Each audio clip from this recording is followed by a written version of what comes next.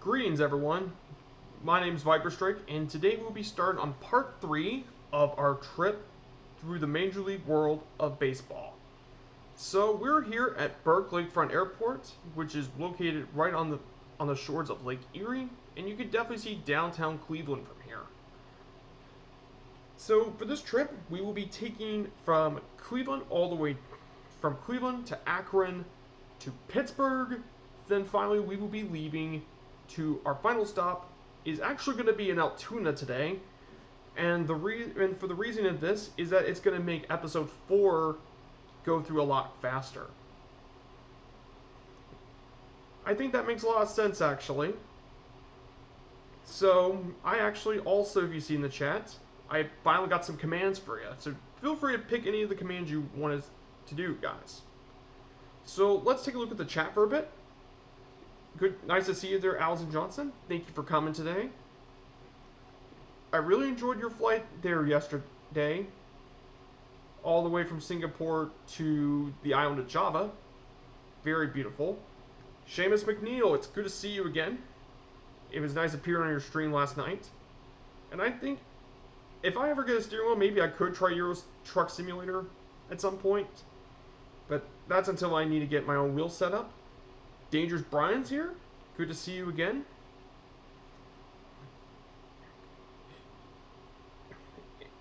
And today we'll be going through our plane here. So if you want to know what I picked for the first leg of the flight, it's actually going to be this plane right here.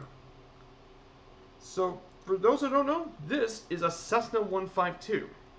Now this plane is really well known for most people in Microsoft Flight Simulator as the first plane that you actually get to start off with during your flight training. This plane is really simple and easy to fly, that even someone like me could do it. And this one comes actually from the default edition to the game, and if you get Premium Deluxe, you get the Aerobat version of it, which is made for acrobatics and stuff. It's not that great as an acrobatics plane, but it's better than nothing in terms of it. For those that don't know, I'm on the East USA server, and we're starting here at KBKL, or Kilo Bravo Kilo Lima.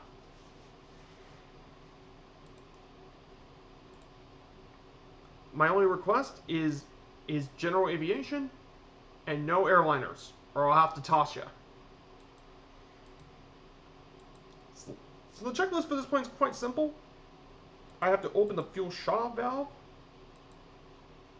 and I have to test and set the brakes. Mixture, I need to push this. This is the mixture. You pull this in, push this in quite easily. Once you do that, you need to put the carburetor in the cold position, which is fully pushed in. I need to prime the engine, so push this. This will prime the engine. I'm going to do it up to 3 strokes, so I'm going to just push to 3. Now I need to push my throttle by ½ inch, so right there. That's how it's good, 9%. Now I need to turn on the electric master switch.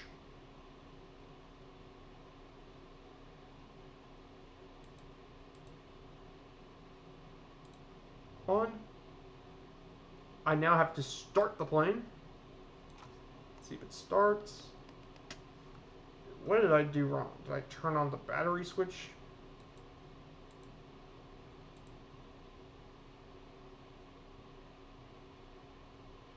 I guess I have to turn on both of these. For some reason, it was not turned on. Then I can start the plane. Okay, is that going to be enough to start? Yep, she started. Now I need to adjust a throttle about 1,000 RPM. It is around 1,000. Okay. The oil pressure is in the green, if it's in the green. Oil pressure, where's that? Okay, oil pressure's in the green. And I need to turn on the beacon light, which is this.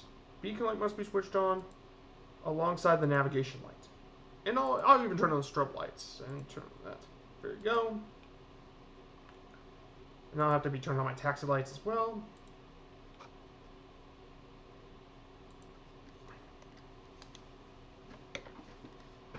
Love the Cessna 152. Yeah, it is such a great plane. It's such an easy one to fly. And the reason I want to take this for the first is because the first leg, which is, let me pull up my nav map. This one only takes around 30 nautical miles. So this one will be really short because Cleveland to Akron is not actually that far. So you can take it feasibly with the Cessna 152. You don't need to take it really far. As well, you don't need to take much of it at all. And I mean, it goes plenty fast enough on the first leg. Plus, I want to do some hand flying for today. I think that would be really nice. So, get in there.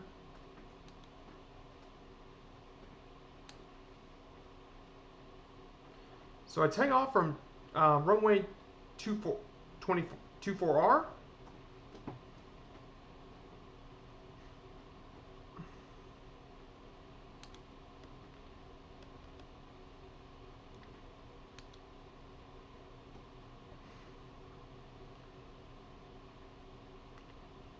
Now, I did with a lot of these settings there in the previous test stream, so I make sure everything works the way it should. Oh, and if you guys think it'd be pretty awesome to see the new alert, change the alerts, you should see my new slideshow. Let me just say, I think it looks twice as good as the old one. It'll display just as much information as the old ones, but it'll be easier for all of you to understand. It'll make my job easier, and that way it'll make it easier for everyone here involving.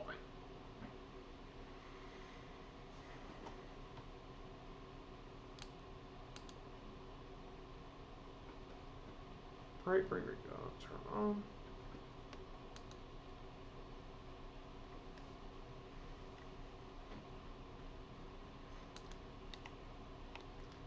But yeah, what do I park?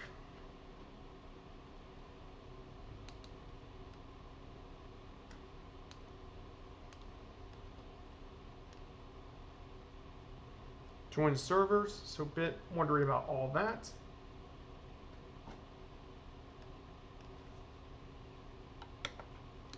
So I park the brake. I'm clear for takeoff. So push this up here, set my flaps down by 1, and I'm ready to take off. So once I get in the air, I'll probably just circle around the city of Cleveland one more time before we head off to Akron. This should be a pretty short flight.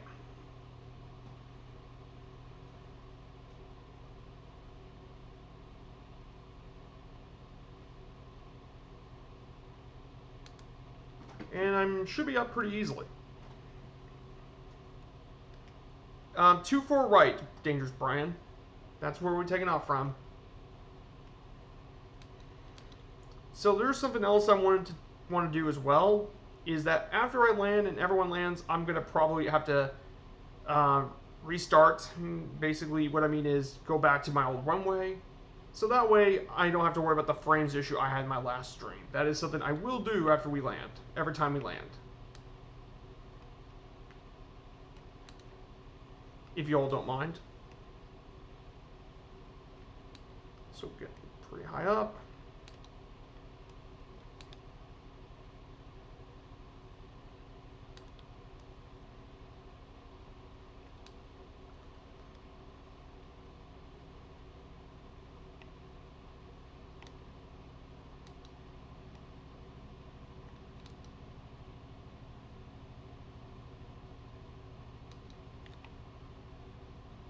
Unfortunately, I don't have any command for coffee. Actually, if you want a drink command, it's actually exclamation point drink. If that's what you want to do. For a command, Dangerous Brian.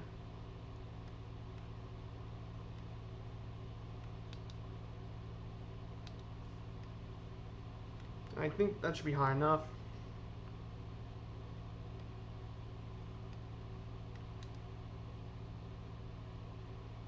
Alright. I think just circle around once or twice.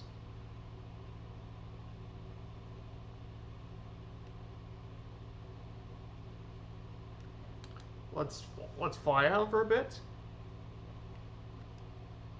We bypass the sea Cleveland for one last time.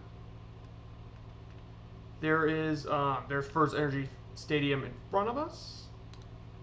To the right, that is the Rock and Roll Hall of Fame, just overlooking the city of Ohio, Cleveland once again. There's the courthouse.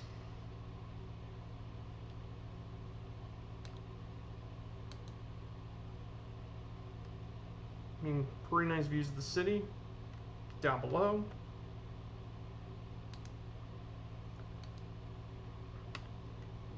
And this here, and we'll be flying past Progressive Field once again. To our left, that's the Cavaliers Arena, and finally, we will be, and there is First Energy's, and there's Progressive Field down below us, right there.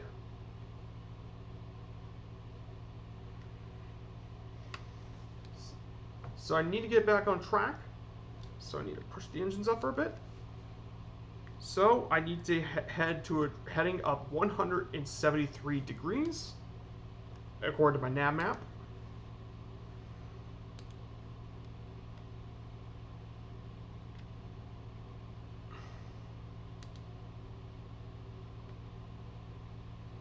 keep it nice and stable.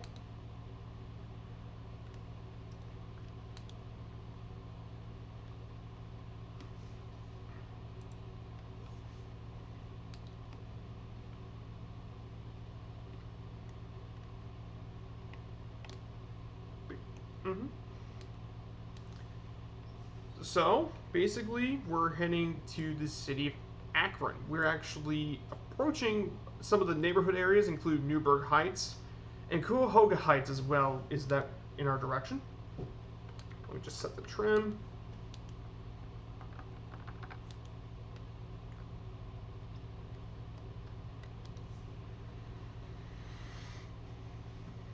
Looks like I'm heading in the right direction. Oh, hello there, Dougal. It's good to see you, man.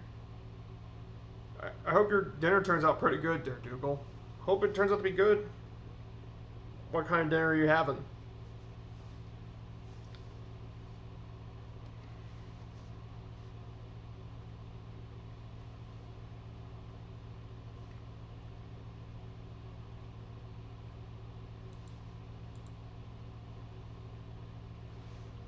Excuse me one sec.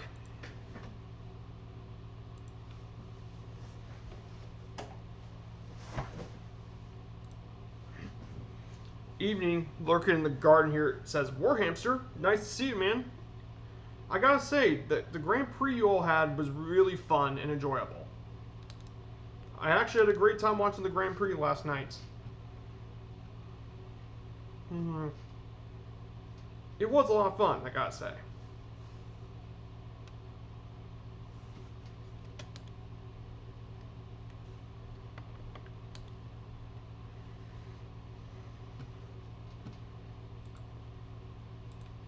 So this would be a good time to show off my slideshow for a bit.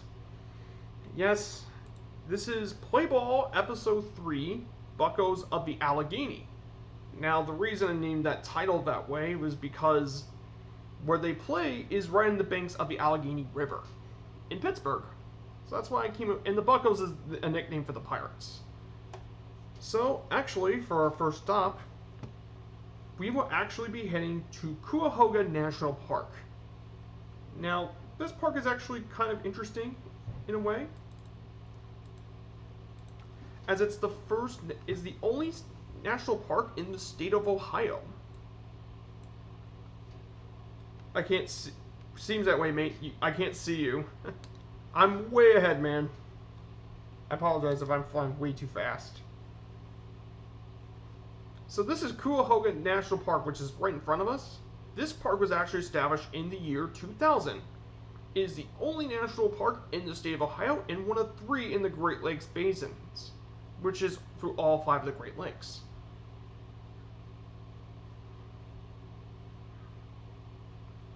Now, what separates this national park compared to some of the others is the fact that it's actually adjacent to 2 large urban areas. I mean, it's adjacent to both Cleveland and Akron. And it includes a dense road network, small towns, 4 different reservations, 11 parks, and many public and private attractions. Now, I forgot to finish it in time, but the most iconic landmark is Brandywine Falls, and that is located in the park. And here's a picture of it right there. It's quite a nice looking park.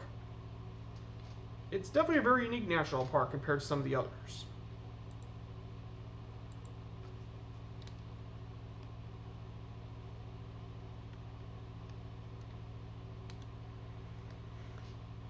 So we're now getting into the national park for a bit. Let me just do this for a sec. So you can definitely see quite a lot of the national park ahead of us.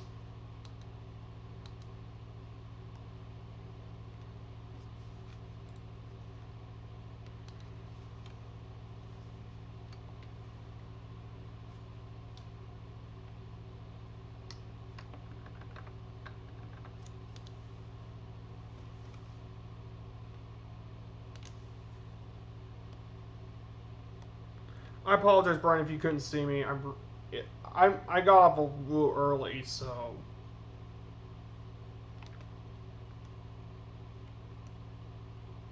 there's the rivers throughout the park. There's like roads and such. No worries. I'm glad there's no worries. Like I said, this is a really short flight. This is probably the shortest of all my flights through the entire legs. This is the shortest. But another reason I didn't want to take a really fast plane. I would get through way too quick. You will find me, huh? I'll be back.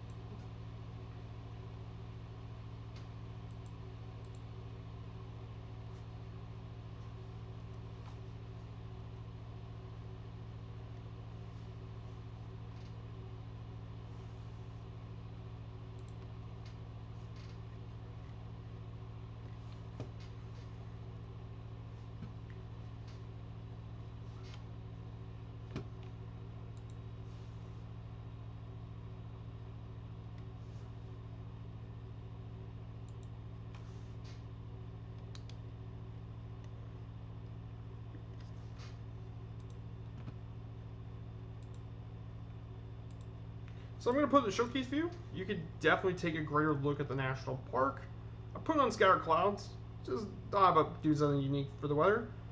But you can definitely see the entirety of the valley down there with the ponds. Definitely a very unique national park. It's unlike every other park.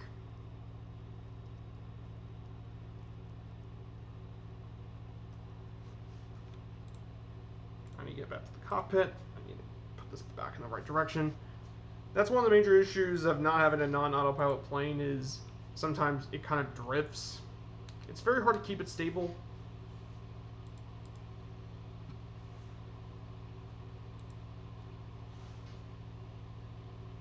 As long as I keep within the 173, I think I'll be fine.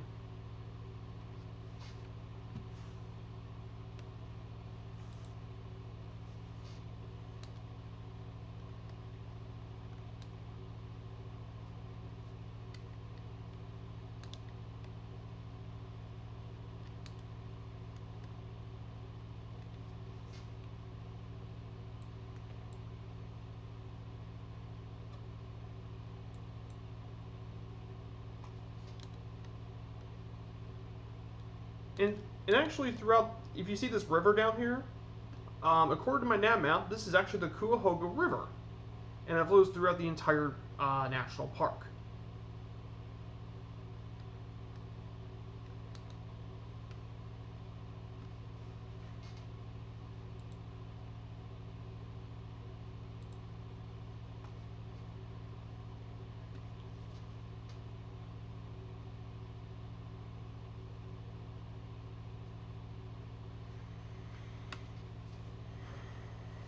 Now, one of the things I did notice about it as well, sorry, apologies.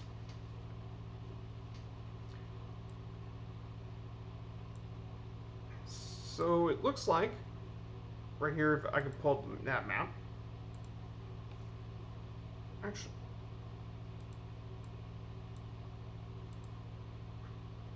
that's kind of where we are. We're heading towards Akron. We're not far from it. We're only a couple nautical miles away from Akron.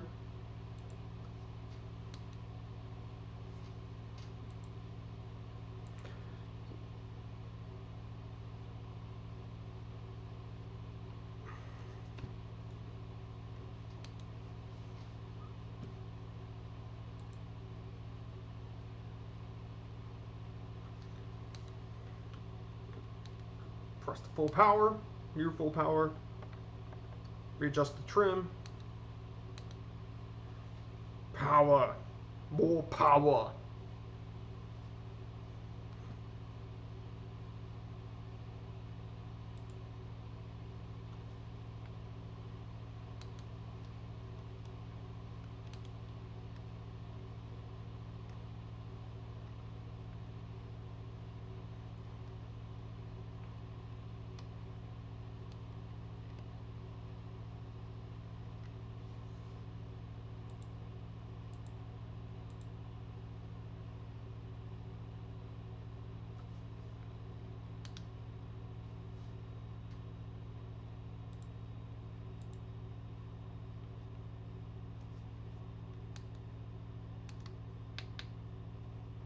Howdy, Viper Strike, watching today. Oh, you're taking it to Jacksonville. So where are you flying from to Jacksonville? I've heard nothing but good things from the Seneca, apparently. I've heard nothing but great things about the plane. Says Kozaki Player.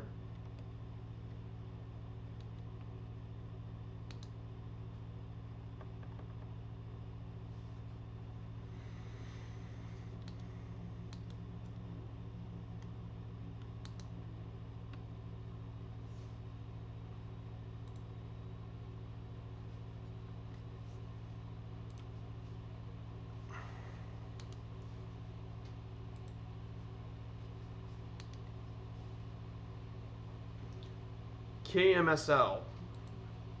Kilo Mike Sierra Lima.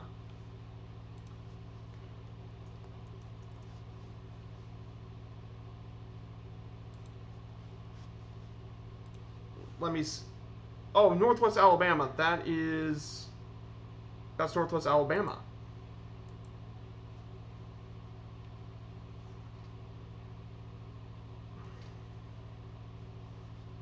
Okay, that's cool.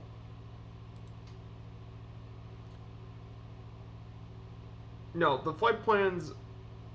The flight plans are for each leg. It's just, but that way, if you ever get, I apologize for it, it's the entire leg. Or,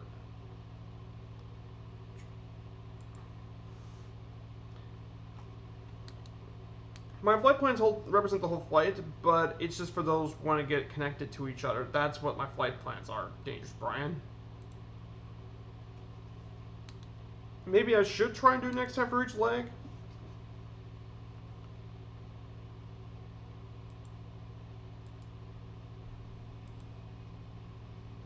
But the flight plans are just for each stop to the final destination.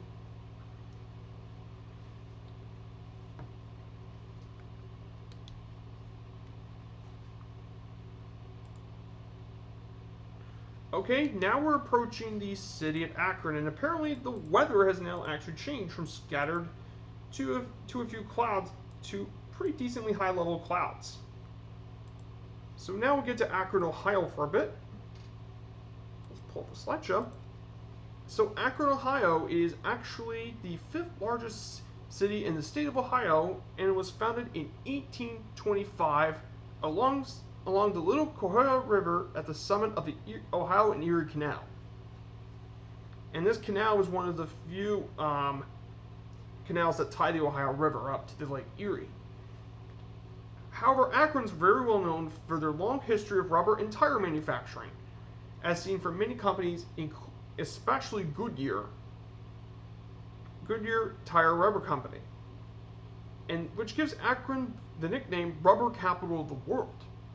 And Goodyear still has a huge presence in the city. Now, famous people from Akron, they include legendary basketball player LeBron James, also Steph Curry as well. Those are both legends. George Sisler, who's a Hall of Fame player.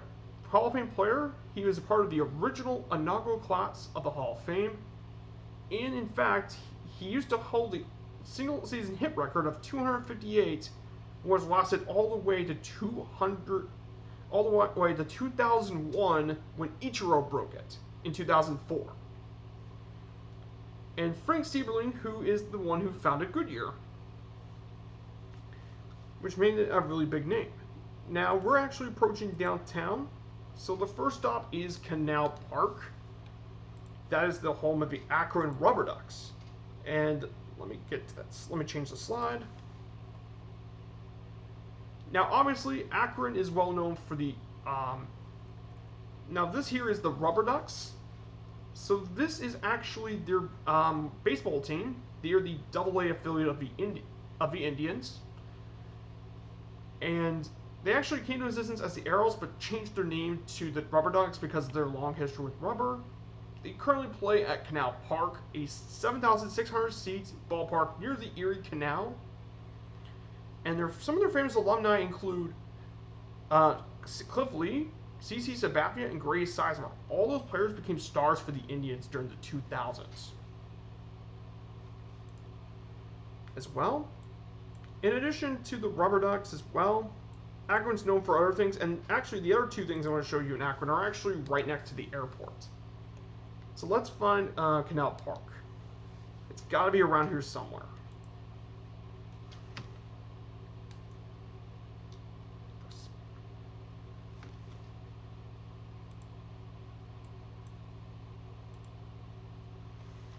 But yeah, Dangerous Brian, yep, I finally got the command start, so I got one for the routes finally.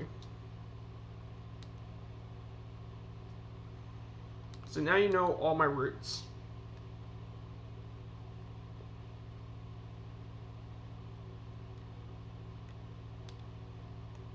Oh yeah, there's Canal Park, which is right in front of us. So I'm just gonna go down to my load view, so you can also check that out. There it is, Canal Park. Unfortunately, because for some reason Akron's not photogrammetried, well, it's not really showing up. But this is where downtown Akron is. Unfortunately, Akron's not photogrammetry. I wish that would be cool, because there's some really cool Akron landmarks. So the airport's not far from here, actually. So for the airport, we're actually going to be landing on runway 25.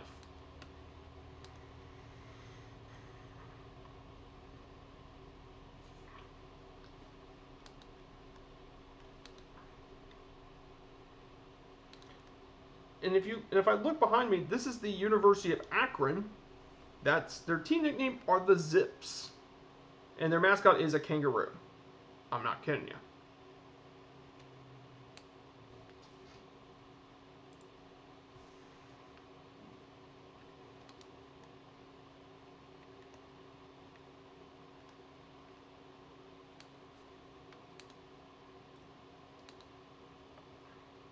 So I'm going to try and pull down my flats for a bit.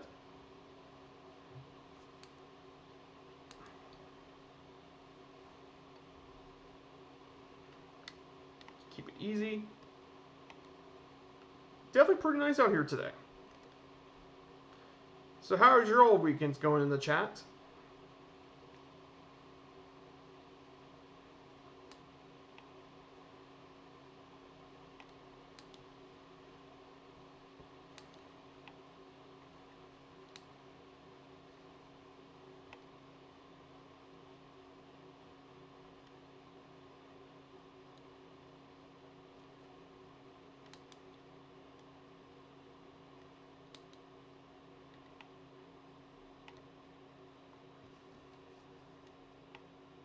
Doing well. Doing well, says Seamus. Yep. So, got a question. When's your next stream?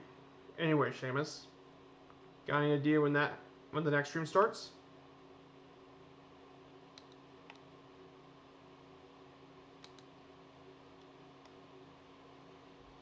There's the airport.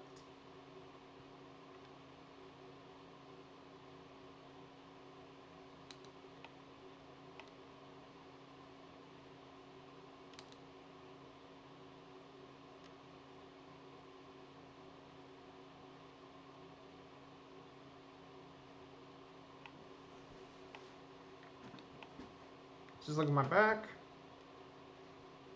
Gonna get in close.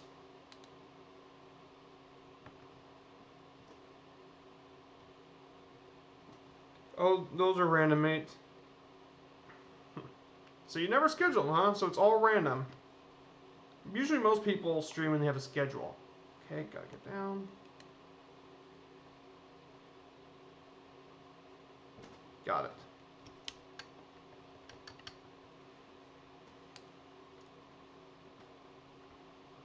Now let me just park in the grass for a bit.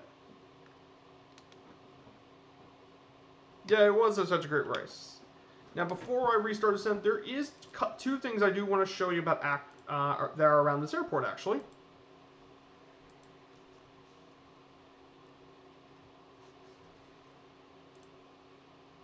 Change my speed.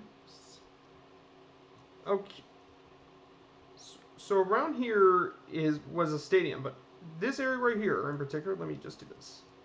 Now this area is not just for anything. What this area actually is actually an Akron tradition. and very proud of it. So this building here was is actually the soapbox derbies. This is where the soapbox derby has been held here ever since 1933. Has been held here in Akron. It's right next to the airport. This is a 989-foot track, and it's very much a tradition for a lot of people getting into racing. You basically build your own soapbox cars from scratch, and you put your child into it, and you roll down the hill. It's an Akron tradition, and very proud of it as well. That's probably where little Colonel Ford used to probably race, if he ever did. Now we go to over here. Now, in the sim, it actually looks like this.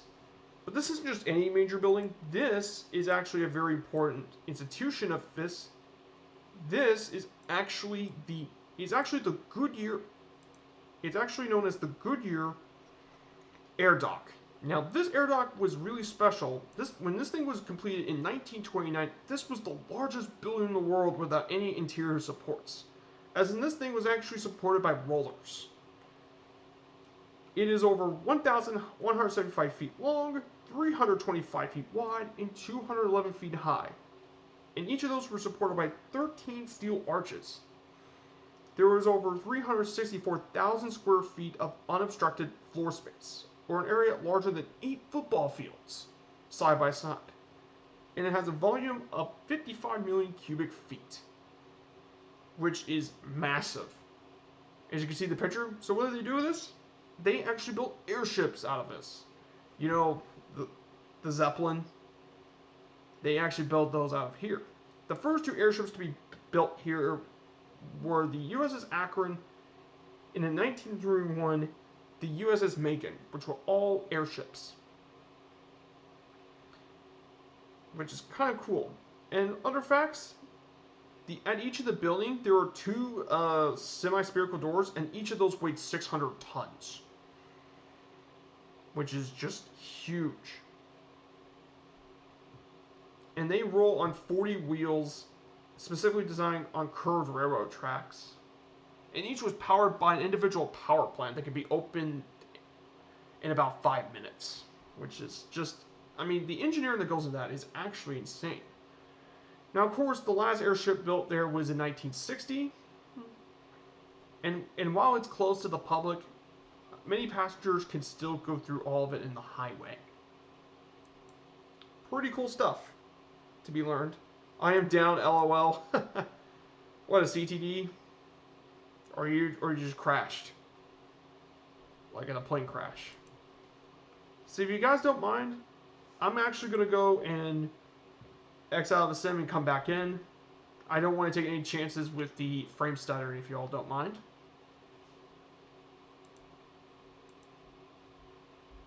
Oh, you landed. Okay, good. So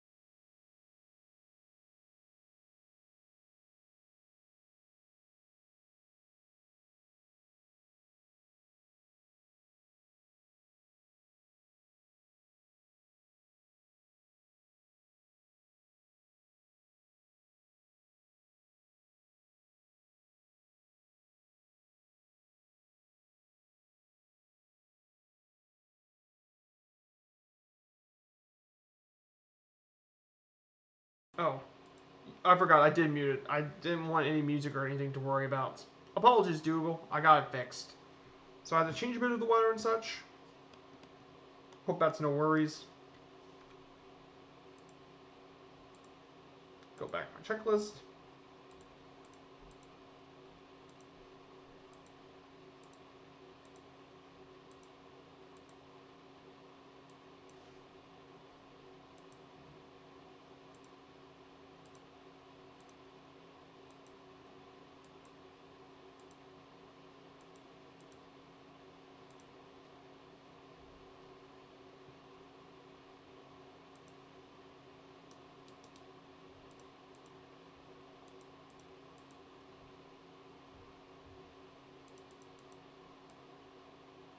Got that.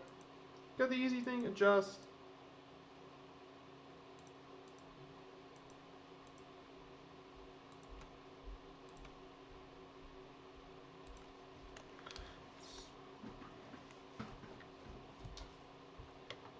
Alright, gotta get. So for those of you, if you wanted to join me, I'm in Kilo Alpha Kilo Romeo, and I'm on the East USA server. If you're all more than welcome to join.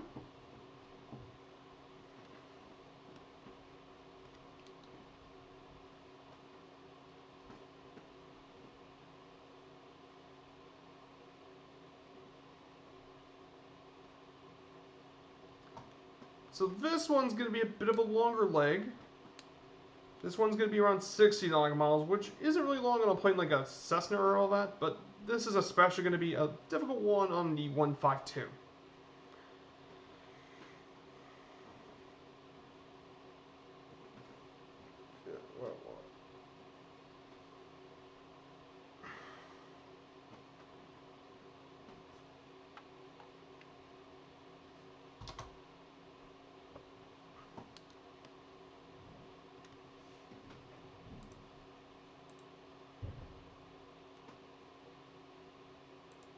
Gotta remain in pattern.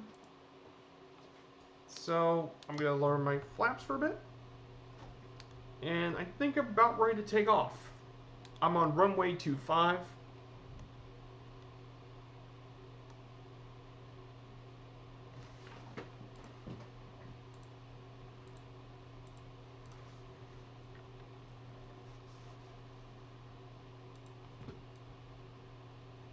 So we'll be landing at Pittsburgh International. That is Kilo Papa Indigo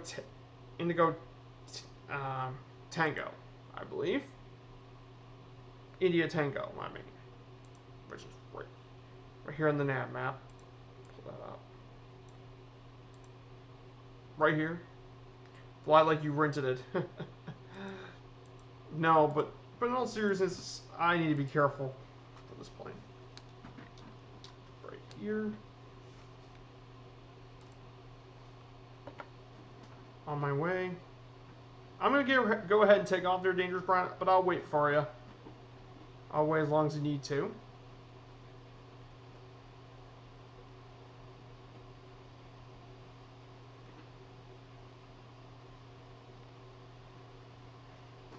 So I've just heard about that Two-Tone Murphy posted a thing on YouTube. Apparently he's going to try the new Ryan special. I hope that plane's pretty good. They're pretty good to fly. Because I might be interested in taking it on a spin.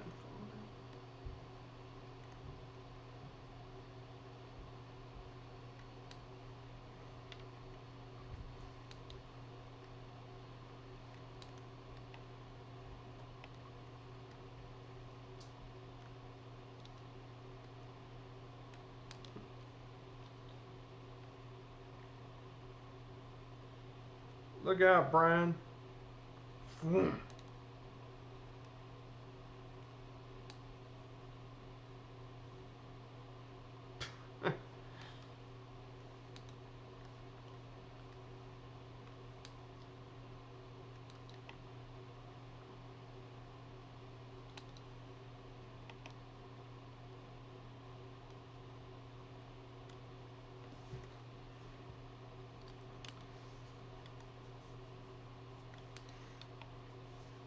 Dude, this thing's pretty good. I think this thing would be pretty good on a grass strip.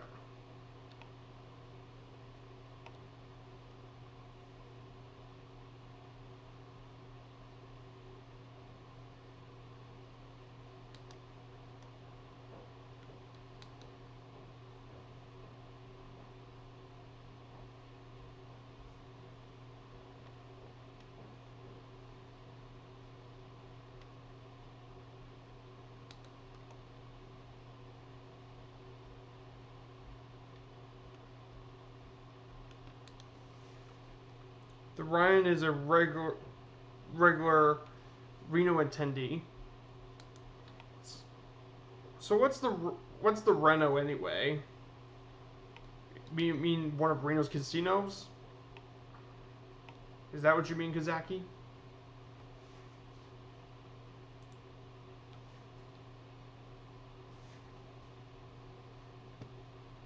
Okay. I need to go at 129. My heading's 129 degrees.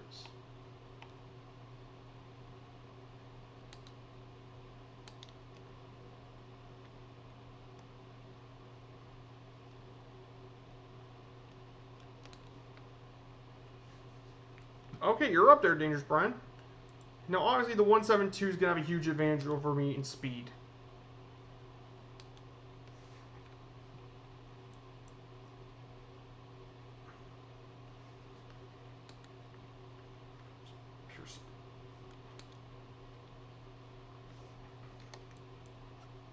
Just flew over Springfield Lake.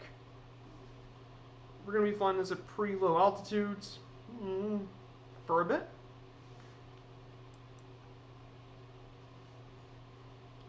This is actually one of the longest routes I've ever done on my stream, hand flying.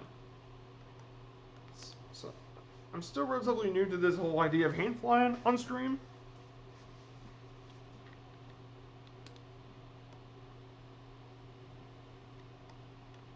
And I also see Dougal McTavish up in the air too.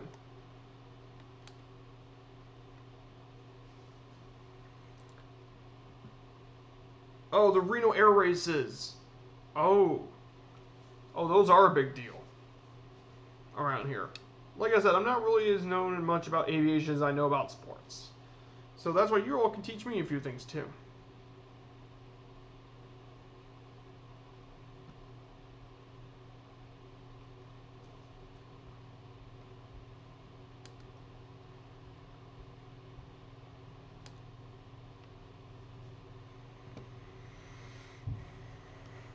Nice and low flying.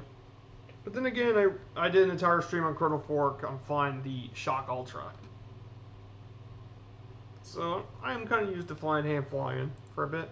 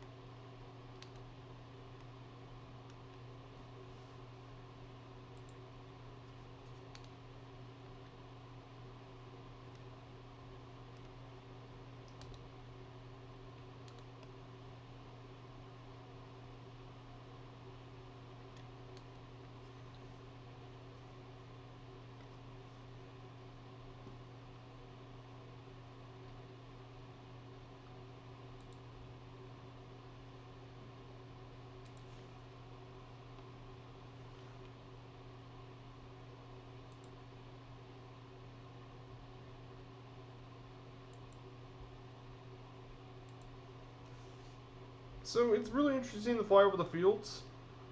Everything. I think Ohio is very is much different compared to Indiana, and certain parts of Ohio are much hillier than the rest. I think it's more so when you go eastern Ohio, like South and East Ohio.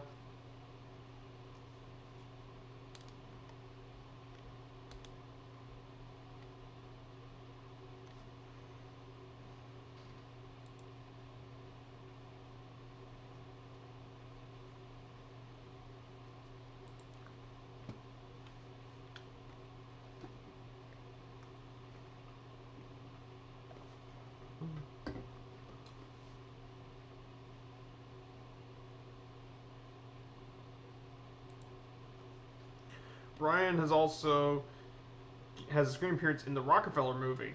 Oh, the Rocketeer movie. Never really heard about it, but I'm curious what it's all about.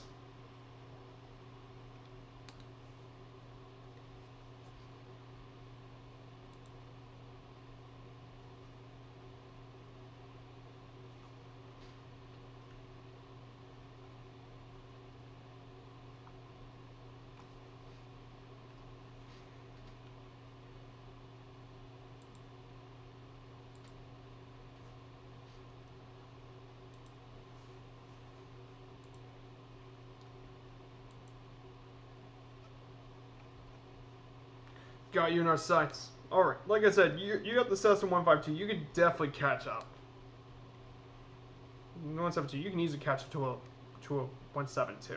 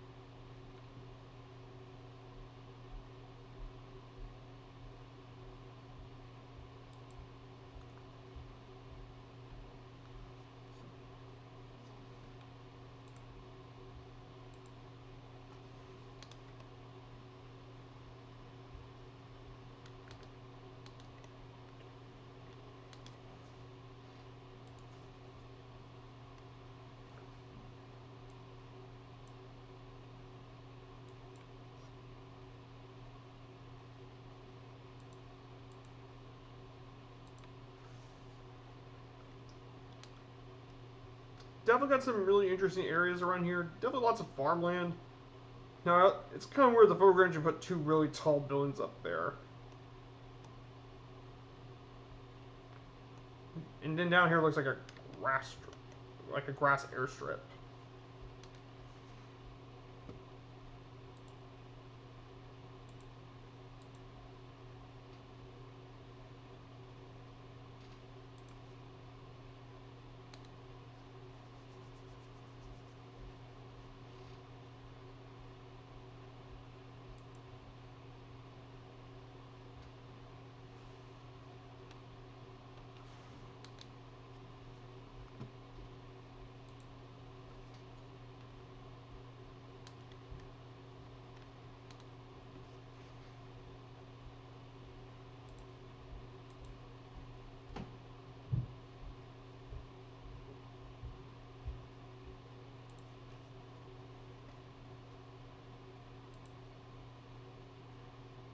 Can't catch you. Have you got a turbocharged 152? No, this is just the normal 152.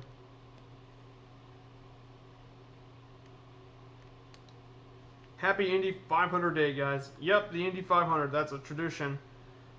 And actually, one of the episodes when I go to Detroit, I will go over it in a episode. I'll be flying over the Indy 500 as well.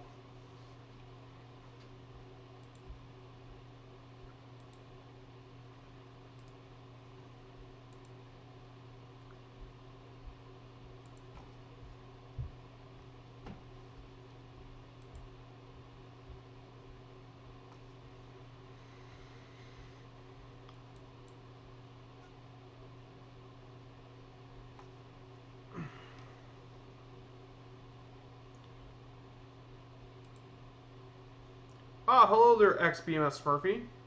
So we're on our way to Kilo Papa India Tango. And I'm on the East USA server if you're all more than welcome to join me.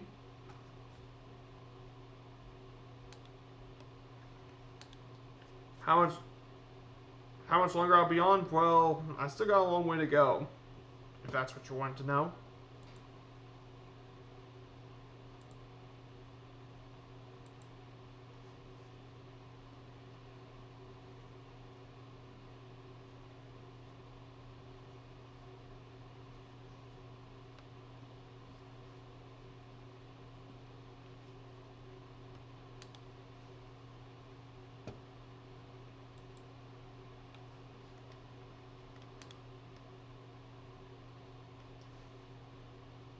As soon as we go further north, we're going to be facing more hilly terrain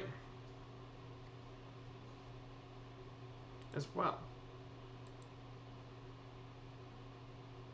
Ah, you're loading up your sim now. So if you didn't know, Smurfy, I did a test stream earlier in the week, and I fixed quite a few of the issues I had from the previous one, mainly my alerts. So what happened last Sunday will not happen again.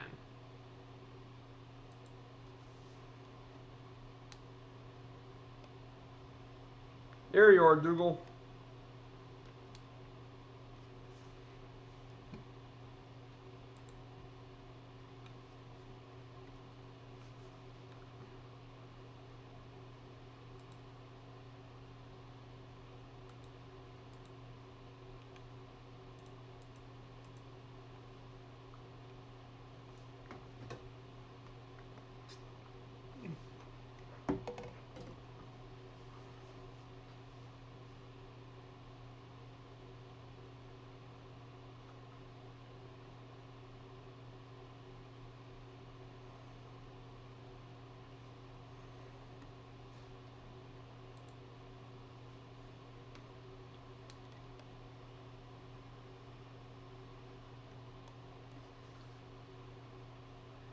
Now, if you're loading up the sim, there, Smurfy, the closest one, you could join me at Columbiana County, and that's 0 Golf. Or Sam Lakefront, which is OH27. Oscar Hotel 27. Those are the two closest ICAO codes that are around here. The closest one is Oscar Hotel 27. That's your closest. By the time you get up, you'll be joining me.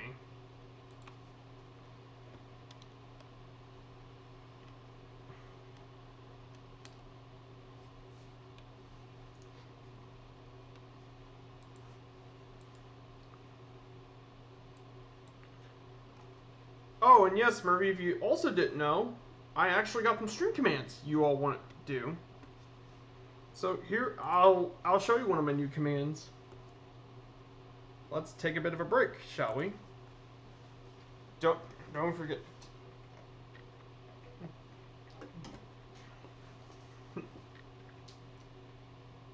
You know we're all here to help and support you, of course. I can't do it without you.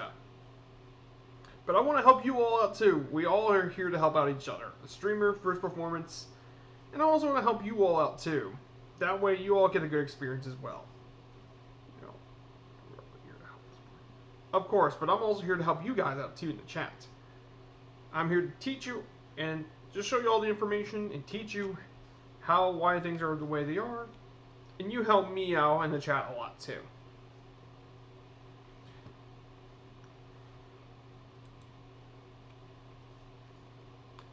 Now I think it'll be a good time to show you some bit of information about where we're going today. So our destination will be here in Pittsburgh, Pennsylvania. Now, for those who want to know more about the city, Pittsburgh is actually the second most populous city of Pennsylvania, only behind the city of Philadelphia.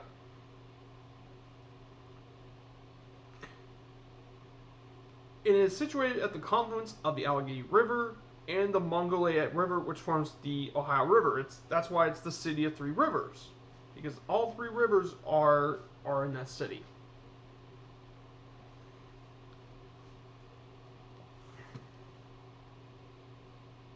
As well, Pittsburgh is obviously most famous as the Steel City, which means Pittsburgh has over 300 different steel-related businesses, including most famously U.S. Steel, which was formed by a certain man named Andrew Carnegie, who is one of the most famous people in Pittsburgh. But it's also known as the City of Bridges, as there's over 400 bridges that connect between other parts of the state and Pittsburgh. But I'm not just sharing ball field analysis, Kazaki, I'm also sharing you the city, too.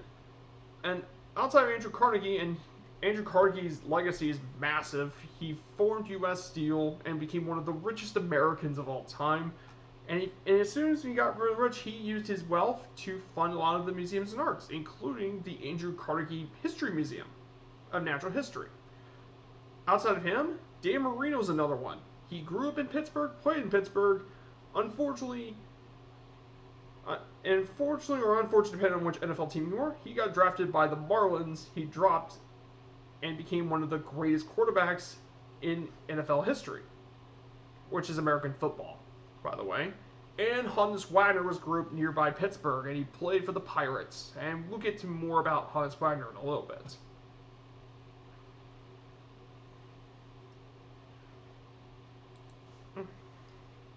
Now we talk about more Pittsburgh. There's quite a few attractions in the city of Pittsburgh. First is the Andrew Carnegie Natural History Museum. This museum was actually one of the top 5 natural history museums in the entire country. The museum itself consists of 115,000 square feet into 20 different galleries, as well as research, library, and office space. It holds some 22 million specimens, of which 10,000 are on view about any given time, and 1 million are cataloged in the online databases. So this thing's got tons of information, tons and tons of awesome information to learn about. But the thing that really put that museum on the map was when they unearthed fossils of a dinosaur called Diplodocus. More specifically, Diplodocus carnegie, which was named after Andrew Carnegie. The other notable dinosaur specimens found there include the world's very few fossils of a juvenile Apatosaurus, the world's first specimen of a Tyrannosaurus, T-Rex, that ginormous predatory dinosaur, and a recently identified species of an oviraptor, which basically eats eggs. The other major attraction, which you see in the second picture, that is a theme park called Kennywood. Now, Kennywood was actually formed in the year 1899 as a trolley park attraction, but has grown a lot since then. In fact, it's one of only 2 amusement parks to be designated as a National Historic Landmark. And some of the rides it's looking inside Pittsburgh, and we'll fly over it after we flew over PNC Park. We'll be flying over the place. But this attraction's got a lot of really cool attractions in the theme park.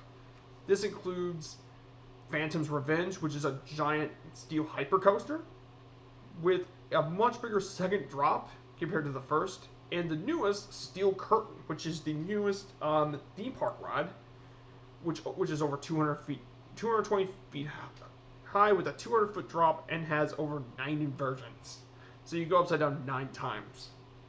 And it's themed after the Pittsburgh Steelers football team. Because if you ask any Pittsburgher, they are a huge deal in the city. Now we get to the Pittsburgh Pirates. Now the Pirates are the major league team in Pittsburgh. They were established in 1882 in the American Association, which was an old baseball league, and they joined the National League in 1887 as the Pittsburgh Alleghenies. They recently changed their name in 1901 to be the 1891 as Pittsburgh Pirates, due to a recent signing, and the opposing team, the Philadelphia Athletics at that time, called the move piratical, and it influenced it so much they actually rechanged the name. Currently, they compiled over 5 World Series championships, 9 National League pennants, and 9 different division titles. They currently play in PNC Park, which is open in 2001.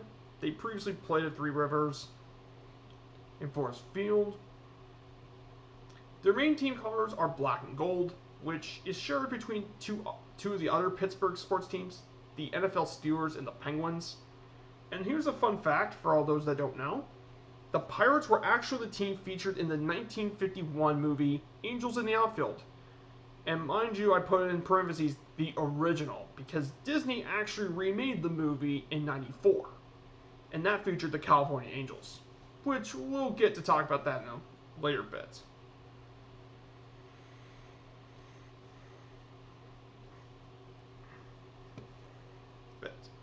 Now we get to the history of the. He had some reach to Carnegie Hall in New York. Yep, and there's even an Andrew Carnegie Museum in New Albany, Indiana. He also had one too.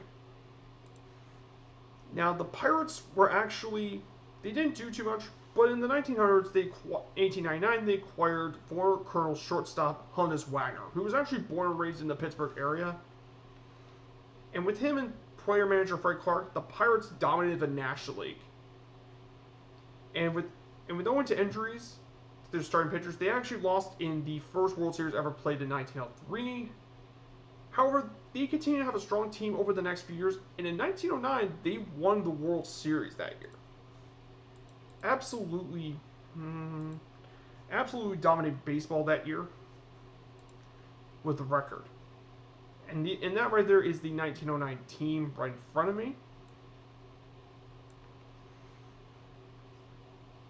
However, in 1909, they also opened Forest Field, which would be their new home for 61 years. However, with Honus Wagner declining,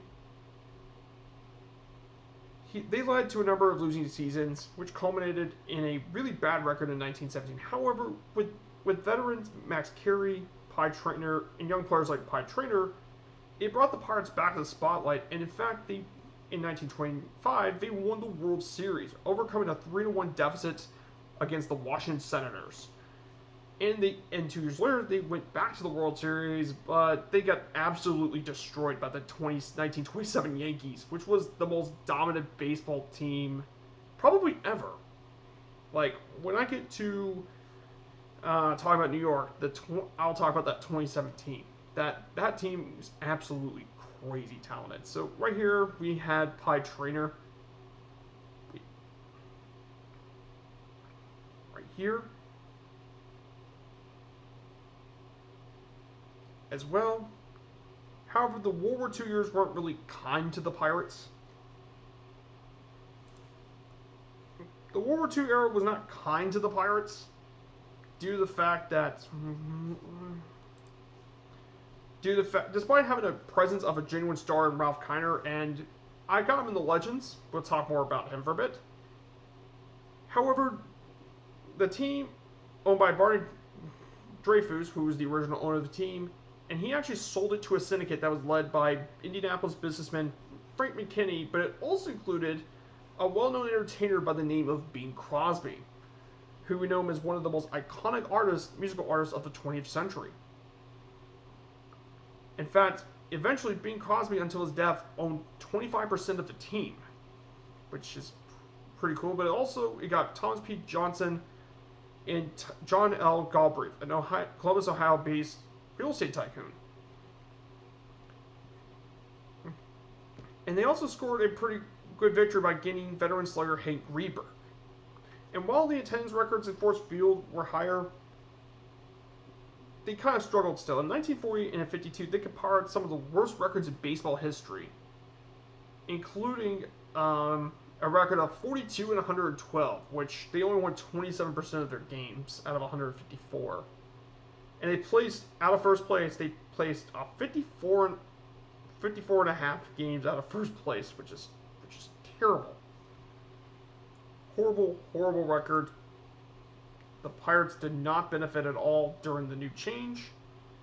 However, I think things were only going to get better for the Pirates, considering with Galbraith as owner, he made some really important moves. One of those moves was hiring general manager Branch Rickey, and And even though he was a disappointment initially, he got some really good players on the farm. That include players like Vern Law, pitchers like Vern Law and Bob Friend, shortstop Dick Grote, but especially two major pieces, Bill Mazeroski and Roberto Clemente. With those young players, they form a nucleus of the 1960s championship club, and also in addition they continue to have a farm system which kept the Pirates competitive all the way to the late 70s, which was a long time as well. And we get to the next part. In 1960, they managed to win the pennant in 1960, being able to and they went against the New York Yankees of the 1960. Even though the 1960 team had 8 All-Stars, they were projected to lose to the World Series to a powerful Yankees team. And mind you, the Yankees of the 40s and 50s were absolutely dominant. So this was a tall order, and they took the Yankees all the way to 7 games. In one of the most memorable games of Game 7, Bill Mazeroski, who is known for his defense, hit a walk-off home run to win the World Series that game. In Game 7, when they were down 7-4. With it became one of the most memorable conclusions to the World Series. And that's right there, you see the statue right there of Bill Mazeroski. In the 1960s, the Pirates were still really competitive during the 60s, and Roberto Clemente became known as a superstar, known for his great hitting and defense. And with him in the defense, held to both offense and defense, Roberto Clemente continued to excel. But they also were joined by a young player named Willie Stargell, and he became a fixture of that lineup in the 60s. However, in 1970, the Pirates actually moved from Forest Field to Three River Stadium. And they won their first of 5 National League Division titles over the next 7 years. Even though they lost the World Series in 1970, they bounced back in 1971 to win the World Series, their 4th in franchise history. However, this kind of was bittersweet because after next season, Roberto Clemente died in that plane crash. And the story of how that went was when Roberto Clemente, he was doing charity work. In fact, that's actually the thing that was a major deal about Clemente. And at the time, Nicaragua was struck by a massive earthquake. So he did a lot of charity relief. And he died in the plane crash trying to take off from Puerto Rico. Really sad. Over the next couple of years, the Pirates still remained competitive, but in 1971, they went back to the World Series and won their most recent World Series in 1979, defeating the Baltimore Orioles by using the song "We Are Family" as their theme. Yep, that's why it is. Pretty fun. So, excuse me. Hello there, Danish G. Good to see you. Singers buying baseball teams seem to be a thing. Yep, that's happened before plenty of times. Soon. Hello there, Goblin Suits. Good to see you, man.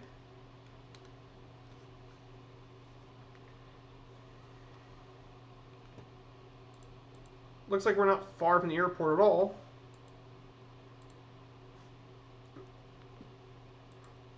As well.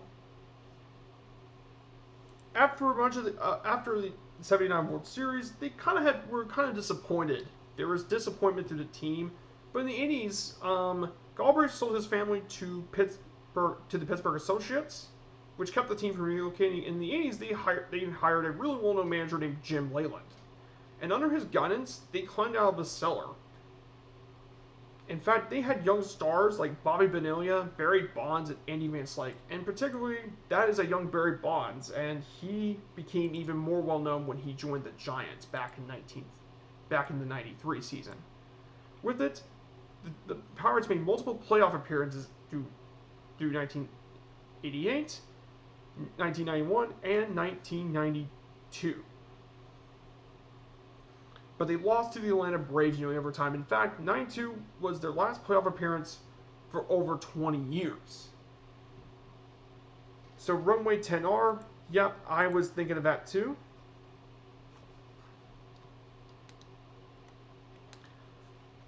And the Pirates went through one of the worst dark ages of any sports team.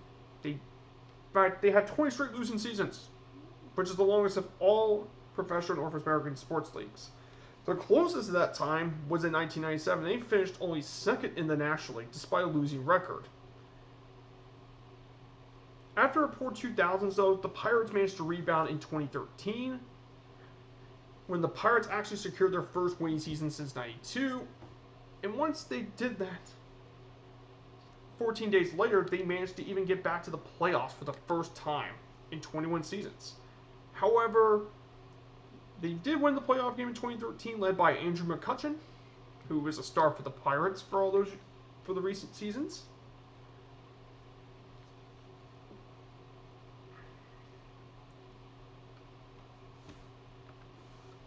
However, 2014-2015, they're not as much in luck. They couldn't even win the wild card games for each of them. So that's really unfortunate for the Pirates. They haven't had a World Series since then. Let's hope Pittsburgh continues to have good baseball since then. So we're going to get ready to try and land. So Danger Brian says runway 10R. So that is all the way over here. Let's put the pedal to the metal. Get back in line for a bit. Now, I'm going to talk a bit about some Pittsburgh Pirate legends, actually. Now, the Pirates have had many legends over the years. Pittsburgh's known for that. So the first major legend I do want to talk about is a player that actually you previously knew for a trip to Louisville, Honus Wagner. He was born on February 24th, 1874 in Carnegie, Pennsylvania. And he played for the Pirates from 1900 to 1917. And during his years as a Pirate, he won the World Series in 1909. He was an 8-time batting champion, which means he had the highest bat average. 5-time National League RBI and stolen base leader. And here's the interesting thing for him. Honus Wagner was part of a Major League Baseball All-Century all-time teams, meaning if you want to be All-Century, you have to be one of the best players ever to join those two teams, and he was one of those two players. And here's a fun fact. If you see this image on to the right, this is a T206 baseball card. Only 50 of those were ever shipped out. And that means a really nice quality card will cost at $3 million. That's how much those baseball cards are worth. The most expensive one was actually for $5 million. And you'll meet the player who actually is part of that baseball card when we get to New York. But yes, he has one of the most expensive baseball cards. But yes, he's one of the best players to ever play the game. Then we get to Ralph Kiner. Now, he was their bright spot during the 40s and 50s was Ralph Kiner. He was born in October 27, 1922. He became one of the most prolific home run hitters of his era. In his 10 seasons, he hit .279 which is bat average, which reached 27.9% average. He hit 365 home runs in 1,015 RBI. Before his MLB career, he was actually served as World War II as a pilot for the U.S. Navy. Just similar to Bob Feller. In his 10 seasons, he was also a 6-time All-Star, 7-time National League home run leader, and even the NL RBI leader in 1949. However, the issue that he had over his career was injuries. Those put a major hamper to his career a bit. He could have had even more, potentially. He could have had 500 if injuries didn't play a role in it. And the fact about Ralph Kiner that really made him interesting was the fact he had an extremely long broadcasting career. He spent 10 years in the major leagues as a player, but he spent over 52 years as a broadcaster, from 1961 to 2013. That's an extremely long time for him to be broadcasting.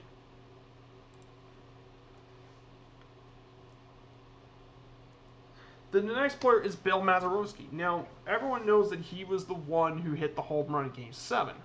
However, Bill Mazeroski was actually even better for his defense. He won the Gold Glove 8 times. Not to mention he was a 10-time All-Star. Not bad for and he spent his entire career with the Pirates from 1956 to 1972.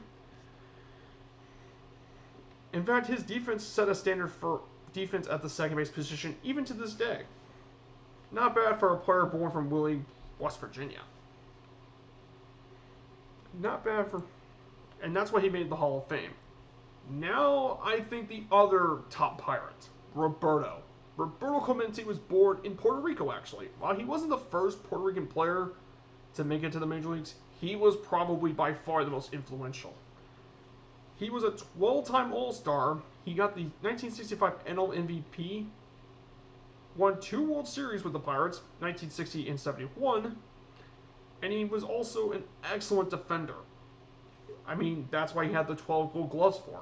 He was an amazing defender, his glove was great, and his arm was absolutely incredible. He also had 3,000 hits. In fact, he was only one of 32 players to do it, and there were 31 other players that also have reached the mark of 3,000 hits. And trust me, that is not an easy thing to do. And he had exactly 3,000. However, Roberto Clemente tragically passed away at the age of 38 during a DC-7 plane crash, and he was delivering supplies to those that were affected in Nicaragua at the time. In fact, thanks to his well-known charity work, Roberto Clemente inspired the birth of the Roberto Clemente Award, which is awarded to a player every year for their contributions to the community, for sportsmanship and contributions to the community, which I think is very heartwarming. I think that's something a lot of players should be doing to strive for, to work for the community and build them up. Also, in addition, in Puerto Rico, Roberto Clemente is a national hero in the entire country. You could see ballparks, street names named after Roberto. He is a national hero, and he's inspired Puerto Rican players for generations. Huge, huge player. I mean, me just talking about this does not describe Roberto Clemente to justice. You should learn more about him. I think he's a big deal. And finally, the last Pirates legend, and the most recent one, is Willie Stargell. Now, he was actually born in 1940 in Earlsboro, Oklahoma, and he spent all 21 seasons with the Pirates. And he developed into one of the most feared power hitters in baseball history. He hit .282, had over 232 hits, and he hit 475 home runs. He was a 7-time All-Star, 2-time World Champion, and he was the MVP in 1979. And here's an interesting thing about Willie Stargell, I mean. He was known for his long-distance home runs, and in fact, at one time, he held the record for the longest home run in nearly half of the National League parks, including a gargantuan home run in Olympic Stadium in Montreal. It was measured at 535 feet, and it landed in the upper deck. Like, the amount of power that Willie Stargell has is just absolutely crazy. Absolutely monstrous power hitter. Absolutely feared. You do not want to pitch this guy. And I think we're about to land right now. Apparently, let's get prepared for landing. At runway 10 right, which is right in front of us.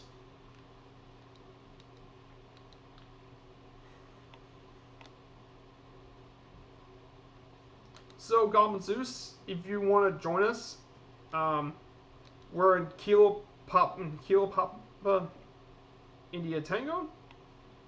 So, and on the East USA server.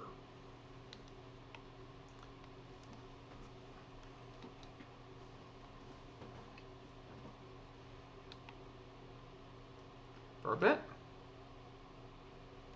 Absolutely incredible.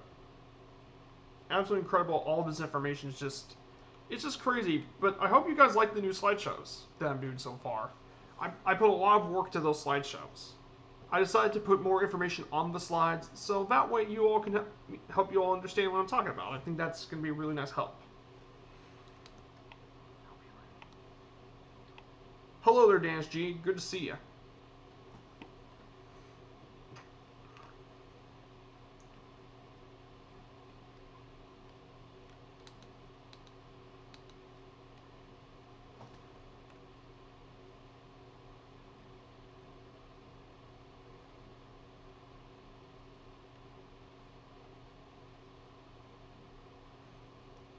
Let me see if I can get this landed.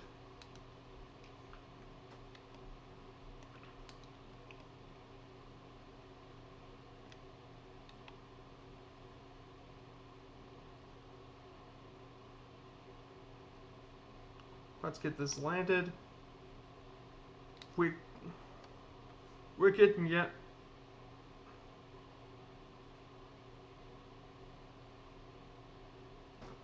Perfect. That is smooth. Who remember? I will definitely tell you guys. Friday's stream on Murph was, let's just say, gold. Let's stop right here. I remember the 79 series on TV. Yep. Yep, that was quite a memorable one. But the Pirates have never reached up there ever since, even with Barry Bonds' help. So I'm gonna put the camera so you guys get back to land.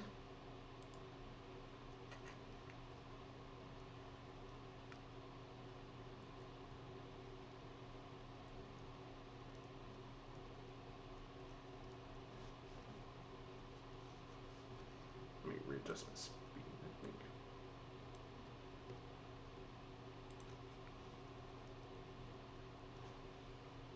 Butter, yep. Practicing my landings is kind of key.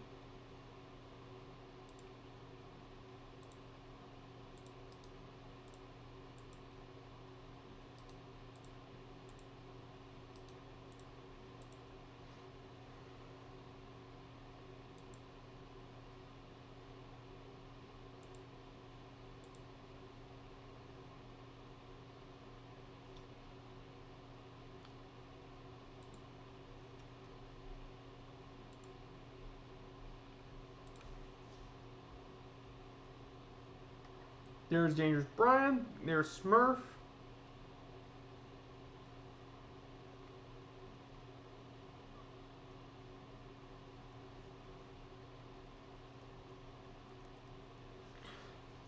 Good luck with the rest of the stream. It says Allison Johnson. Oh, you get to hear what's the flock. Good luck there. Good luck, Allison. I'm counting on you to win.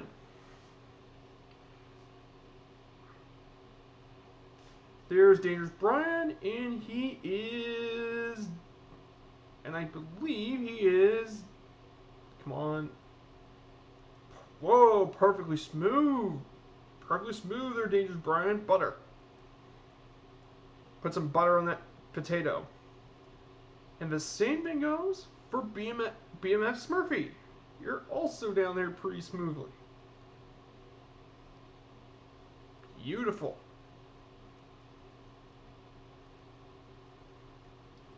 Beautiful, beautiful. Now for a lot of you guys. So we're actually landing here in Pittsburgh International. This is the main international airport to the city of Pittsburgh for a bit. So if you guys don't mind, I'm gonna restart this. I'm gonna exit out the sim and change my plane for the next flight. If you all don't mind. In 3, 2, 1.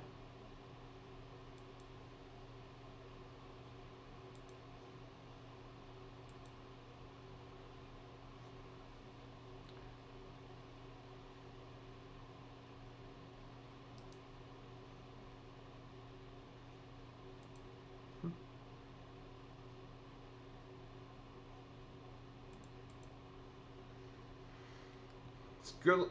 Yep, I'm hoping Allison does well on the show. Maybe CDL should invite me one of these days. But that would also conflict with my stream, so I don't think that would work.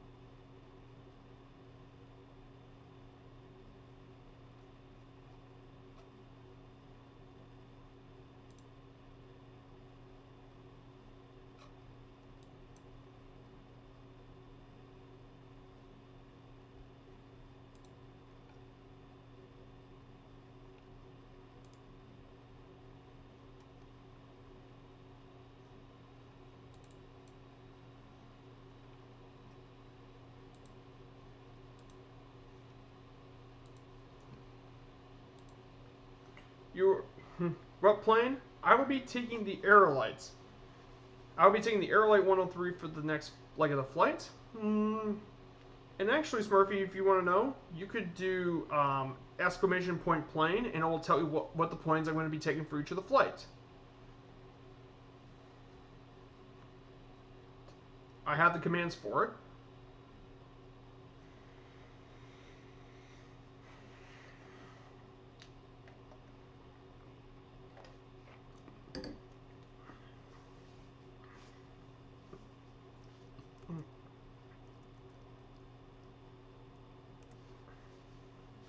Boom.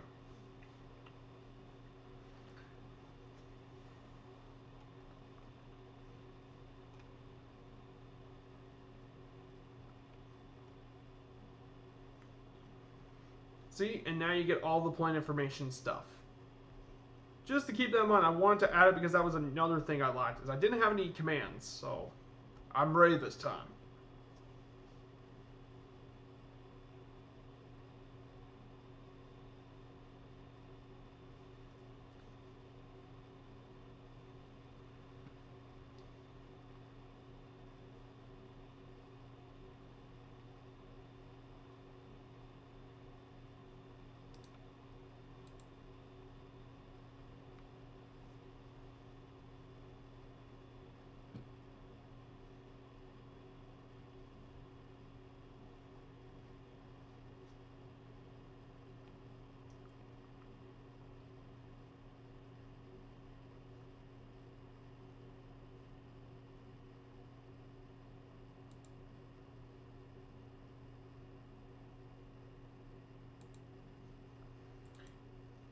And I'm back.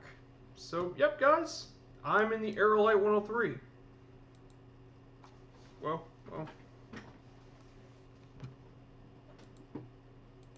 Let's do 100% for the flight now.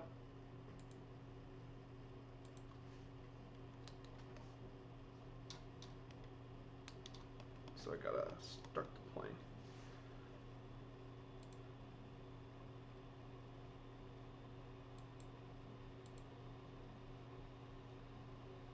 This electronic flight system. And I'm started.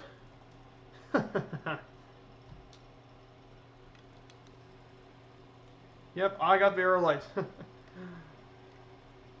Yep, this is one of my trusty planes, the little Aerolite.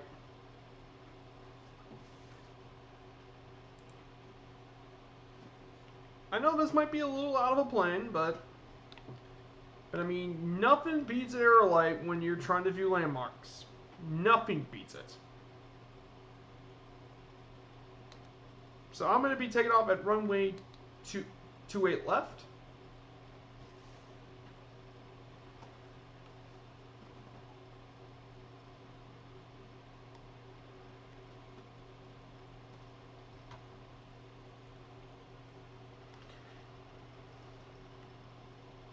But I mean, it's an absolutely beautiful Pittsburgh day. Absolutely incredible. Now, Pittsburgh is quite a nice city. I think they did a great job with the photogrammetry of the city. Let's see.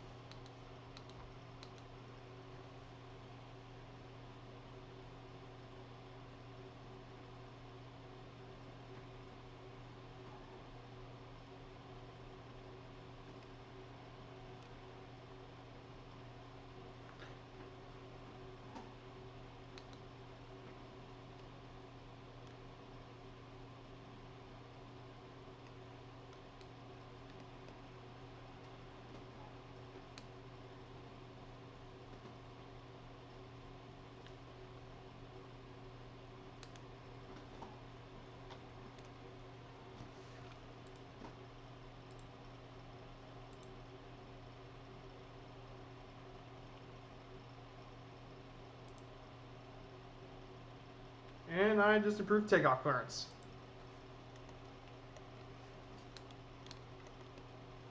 Let's do this.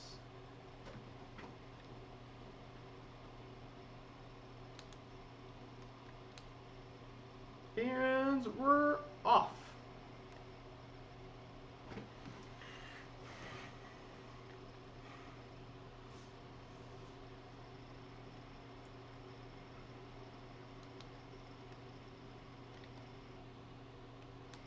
Nothing beats a good arrow through.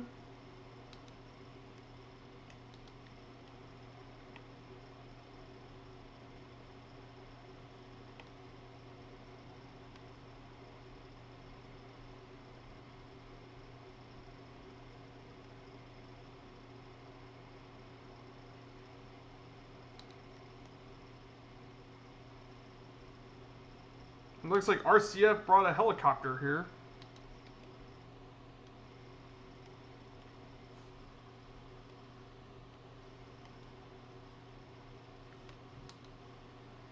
I mean, you should have no trouble catching me, Brian, with... I mean, this is an aerolite.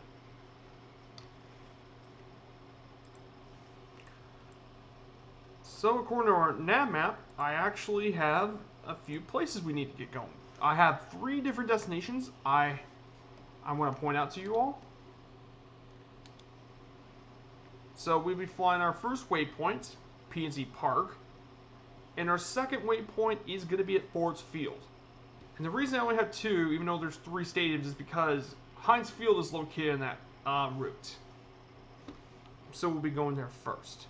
So let's talk about the first major thing about my slideshow. This would be the first stadium we would be contact with the slideshow. This is Three Rivers Stadium. And if this looks like Riverfront Stadium to you, I don't think you're wrong, because it's another one of those multi-purpose stadiums that look identical. This thing was opened in June 1970 at the cost of $55 million back in 1970, or $388 million by today's money. This stadium both hosted the Pirates and the Steelers. It has a capacity of 48,000 for baseball, and the Pirates have actually put there until 2000, when it was closed and demolished on February 11th of the next year. Like the other cookie cutters, the stadium is identical in dimensions. 335 feet in both left and right field, 375 in the right center and left center fields, and 400 at center. And an interesting fact, only 13 other players have actually hit a home run at the upper deck. And Willie Stargell was one of those players, too.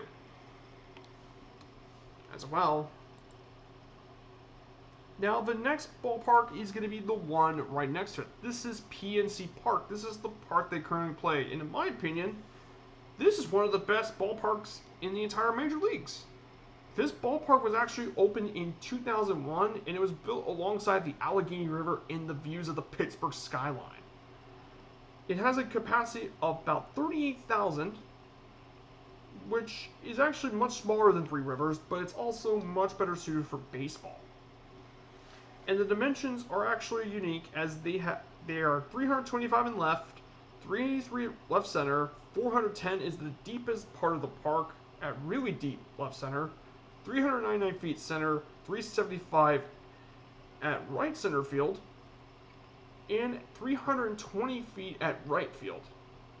And the fence height in each order is 6 feet at most of left field, 10 feet is normally for most of the park, and then right field is 21, and it's actually 21 feet at right because it's after the number of Roberto Clemente.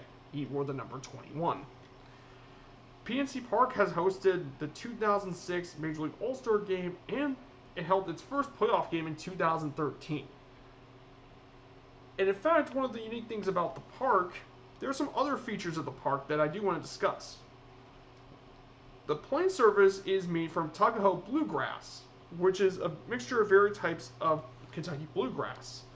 And the warning track is actually made from crushed lava rock.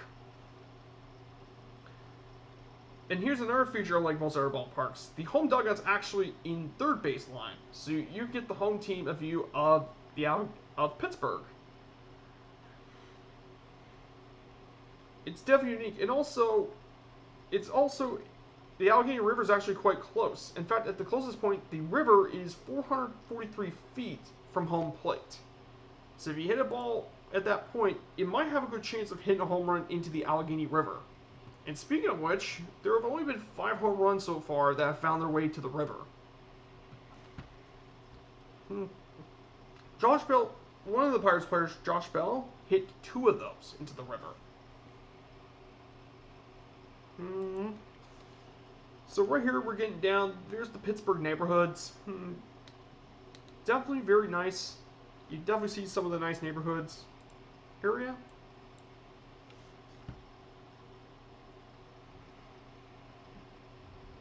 And if you notice, the geography of Pittsburgh, it's actually built on top of a hill. The normal land parts of Pittsburgh are all built on the hill. So you definitely get nice views.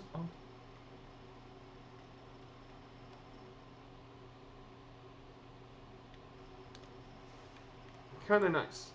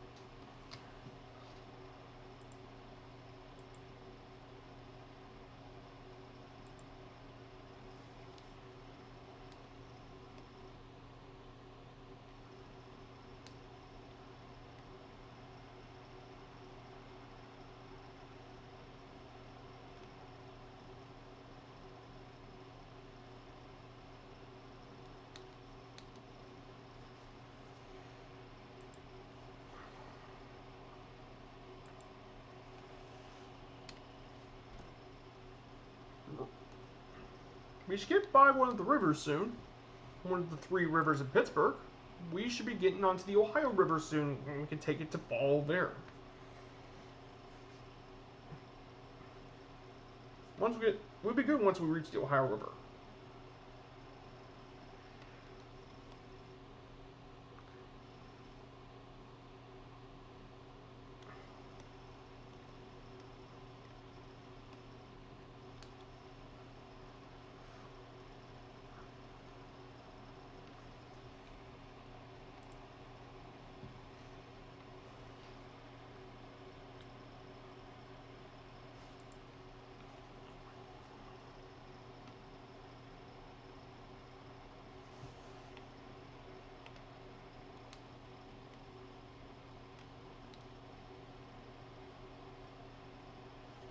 Mm-hmm.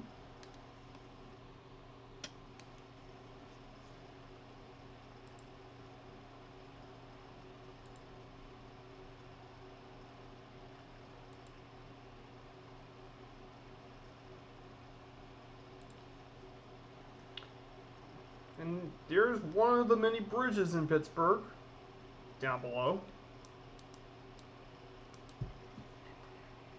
They don't call one of the names of Pittsburgh the city of bridges for nothing. That looks so good. Yep, Pittsburgh looks wonderful in this sim.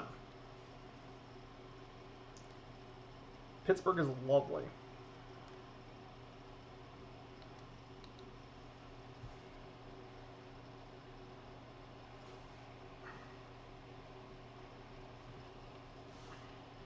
Yep, I agree with you, Kozaki. Looks great out here.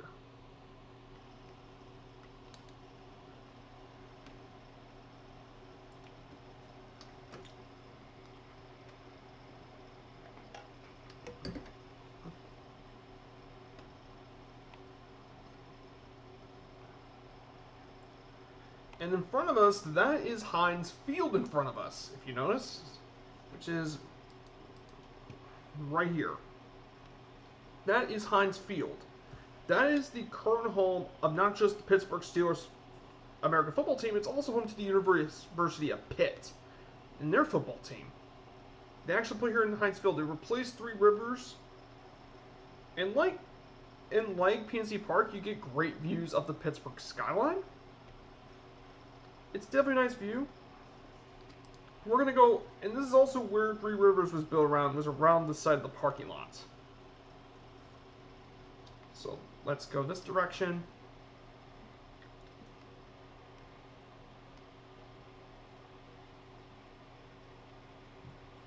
Right over here.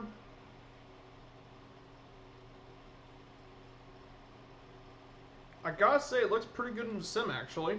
I'm surprised.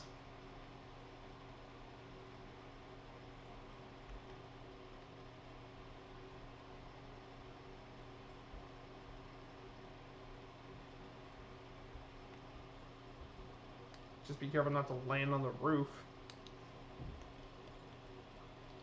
I'm going to try and see if I can put this thing down properly.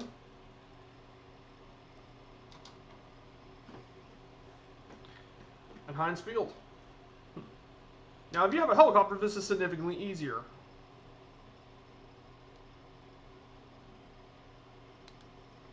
Can I even put her down properly?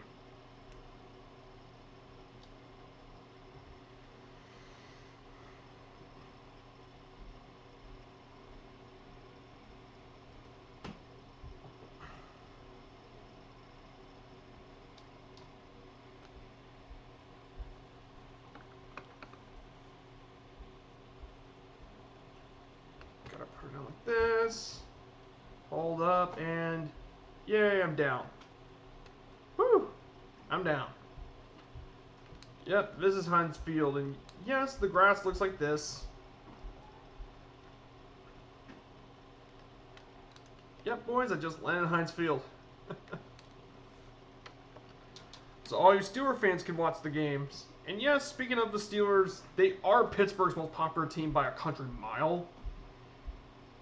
And they've had a lot of fantastic Hall of Famers over the years. From defensive players like... Oh crap, I just crashed. Womp womp. Sorry, apologies. But the Pittsburgh Steelers were universally well known for their big football players. Players like Mean Joe Green, Jack Lambert have played in Pittsburgh. In recent years, Big Ben Roethlisberger and Jerome Bettis. All big-name heroes of the Pittsburgh Steelers. Huge, huge players. I mean, if you definitely want to watch some highlights of the Steelers, you can absolutely do that. There's tons of highlights of the Steelers throughout their entire history. Now we're going to get to the next part, and actually this is built almost right next to it. PNC Park is right ahead of it. PNC Park is absolutely gorgeous. I mean, you could have not wanted a better view for a ball game.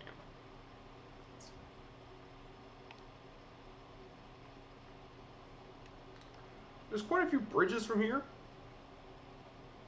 But there's one particular bridge that I do want to visit. And it's actually right next to the park. If you notice on my right, straight ahead, that is the Roberto Clemente Bridge, named after the ball player. And on game days, the bridge is actually close to vehicular traffic, and Pittsburghers can actually travel to through the bridge to watch the Pirates play. That is actually a pretty neat fact about the bridge. Well, careful. There is PNC Park. That looks actually quite good compared to most other ballparks in the sim.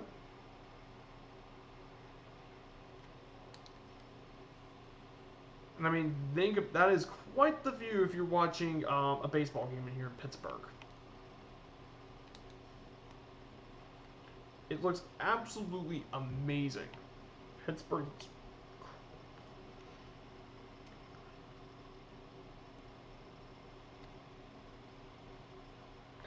Oh, Dangerous Brian, no. I'm so sorry, Dangerous Brian. A CDD? No. That sucks. They need to get the AMD optimizers. I know I'm running Intel, but I mean, I feel for the people using AMDs. It's definitely an amazing ballpark. And you know, I'm going to see if I can try and land here.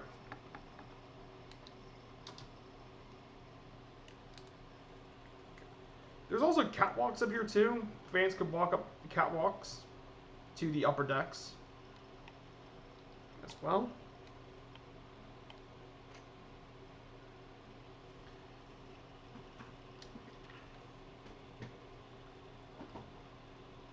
Ugh, I landed.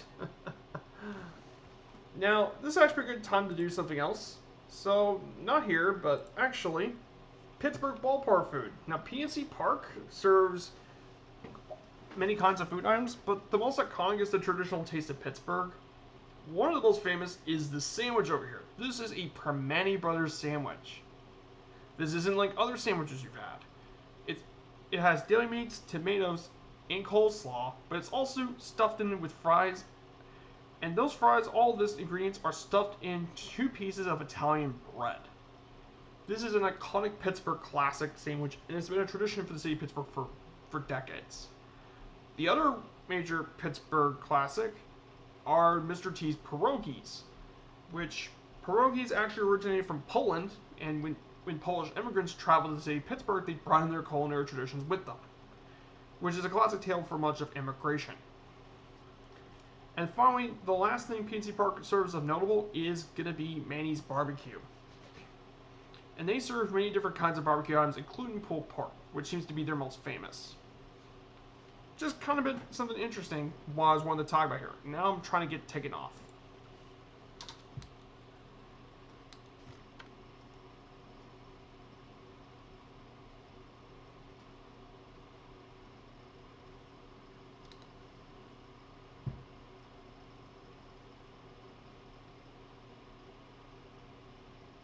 Oh, god darn it. That's one of the things I did like about the top solo, is that you don't even have to roll with the tail off at the top solo, whereas this isn't so great for taking off at the ballparks, but on the other hand, this thing goes way faster. So here's all the downtown Pittsburgh. Now, there's actually one thing I forgot to notice about Heinz Field. The Dark Knight Rises, the famed Batman movie, Dark Knight Rises, was actually filmed there. It was actually filmed all over Pittsburgh.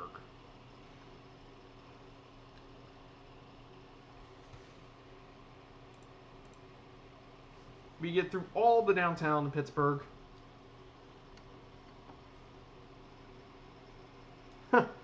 Now we're going through all through Pittsburgh. Whoa, whoa, whoa, whoa, whoa, whoa, whoa, whoa, no, no, no, no, no, no. Oh, God. No, no, no, no, no, no, no, no, no, no. Oh, my God. Okay, okay. I'm actually scared.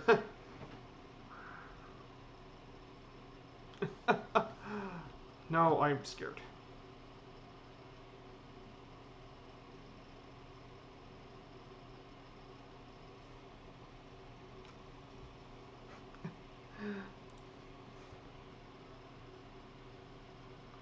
That...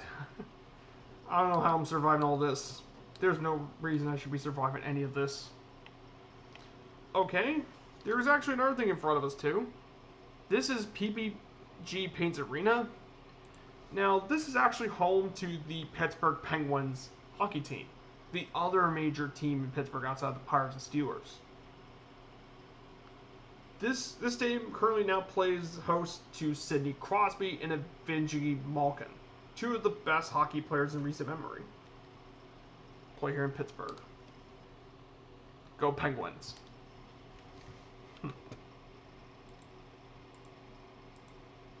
Charging, coming hot. Yep.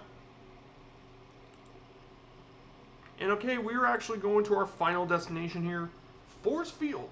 Now, Force Field was actually set in the movie Angels in the Outfield, and I forgot to finish that too. But this theme actually got some interesting information. This thing was actually opened in 1909, and it was home for the Pirates until 1970, and it's actually located near the campus of the University of Pittsburgh. Overall, it has a capacity of 35,000, and its overall deep dimensions, which basically was 365 at left, 392 left center, 442 at center, which is really deep, 395 feet at right center, and 300 at right feet. But right field had a 28-foot screen that had to be cleared over, and that was installed in 1930, and the outfield wall is made of brick covered with ivy, just like Wrigley Field. However, originally, hate to bail on you, no, you're fine, Kazaki. cheer on Allison. She needs all the help she can get. However, the dimensions were even deeper back then. The dimensions were originally 360 at right, 462 at center, and 376 at left field. Center field used to be 462, and because of it, there was a lot of triples and inside the park home runs at the park. Triples inside the park is common. In fact, the Pirates hit a record of 8 triples in a single game in 1925. In fact, only one time when right field was short, and that was only to 300 feet, and they had to put a screen on it. But actually, the ballpark's still around a bit. The original site actually has a couple of bricks with a plaque over it. And actually, we'll be flying over here. So we're flying over the University of Pittsburgh right now. So let's take rid of this. So this is the University of Pittsburgh right now, the Peterson Sports Complex area of the university. It's got the baseball team, University of Pitt baseball team. There's the basketball arena, home of the University of Pitt. Down there, I'm going to slow down for Pitt.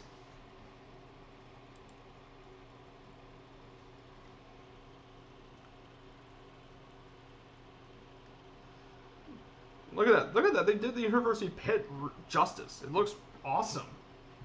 Don't you guys think?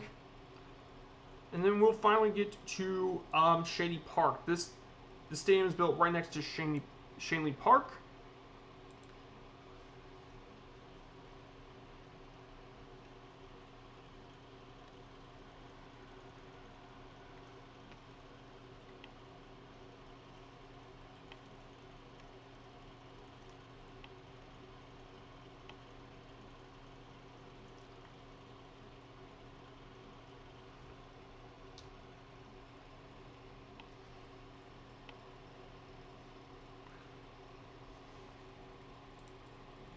So right around this area here, this is where Forest Field used to be built, which is right around here.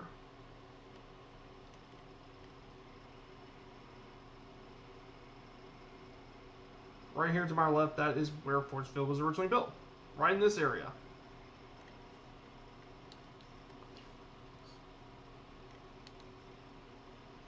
It's built, which is right next to Pittsburgh, to the University of Pittsburgh. And now it's just housing and stuff.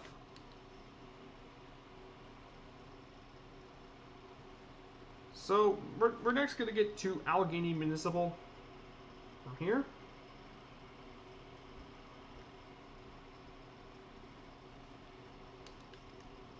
Yeah, Pittsburgh looks lovely. It's such a good place. So for the airport, we're gonna be landing on runway. We're gonna land on runway 10. We're gonna be landing there for our next leg of the flight.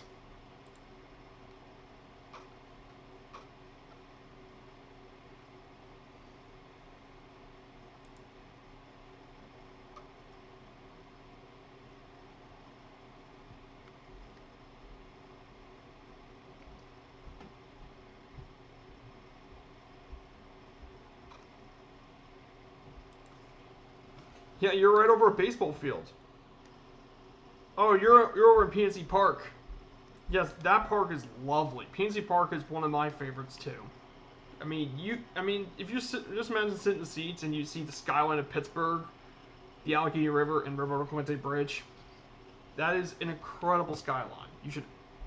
That's why it's one of the best parks in the league, in my humble opinion.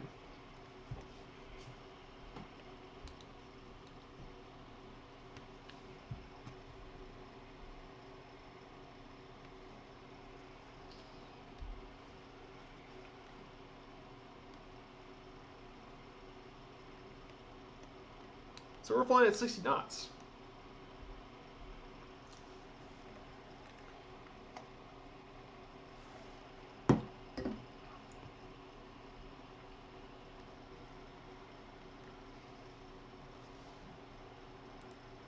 There's also a football stadium. Yep, that is Heinz Field. Dear Goblin Zeus, that is home to the Pittsburgh Steelers. And the Pittsburgh Steelers historically, Zeus, is one of the most popular teams in the National Football League. They got a huge fan base called Steeler Nation. And even though this is about Major League Baseball, the thing about the Steelers, I want to give you an interesting fact. They invented one of the most popular rally tools called the Terrible Towel. And that was invented by a local Pittsburgh icon, Myron Cope, as a way to cheer on for the team, and it's been there ever since. It's definitely a Steelers tradition that they're very proud of.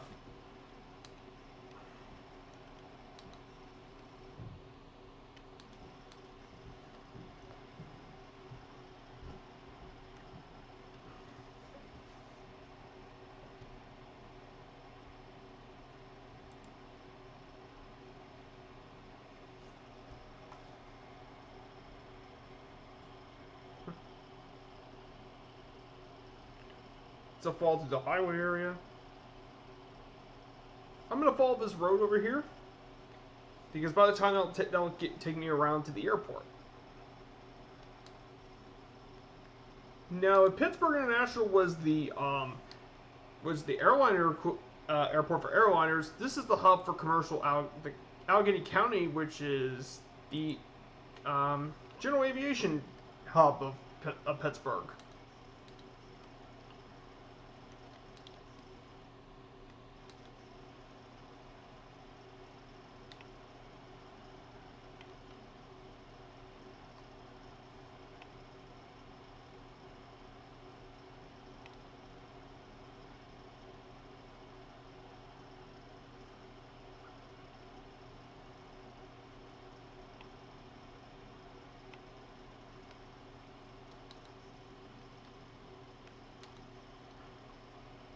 But I mean, yeah, this is lovely. Again, this is another reason I love taking the Aerolite, all the ultralights out here. If if I really wanted to, I could have took the there was a new ultralight boat made by Blue Mesh. They made an ultralight flying boat, and if I knew this, if it wasn't that difficult to fly, I would have taken that in the flight instead and showed you that. Imagine landing in front of the river. That would be quite the sight, if you ask me.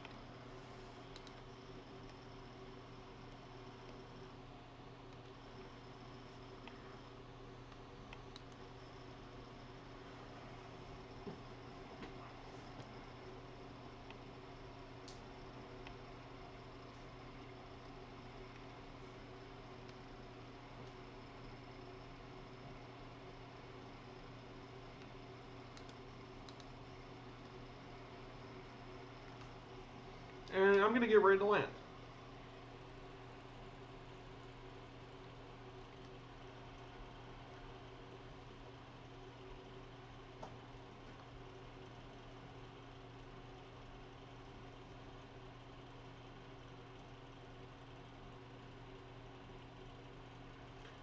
Hey, Ustream had freeze on my pad, but the chat works. Yep. Sometimes the stream kind of buffers a bit. I think that's something else too. Come on, land.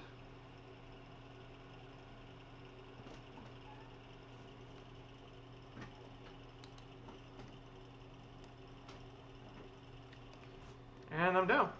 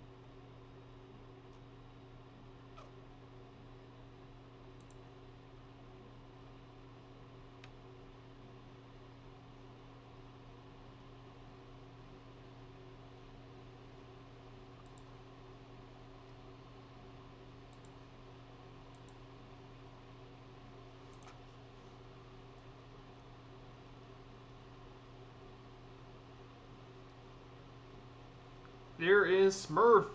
I love the Shock Ultra. That is one of my favorite planes in the sim. There's Smurf. This plane does not really much of a runway take off. This thing, if you do full power, this thing can take off within 90 feet of a runway. It is an unbelievably fun plane. Love it.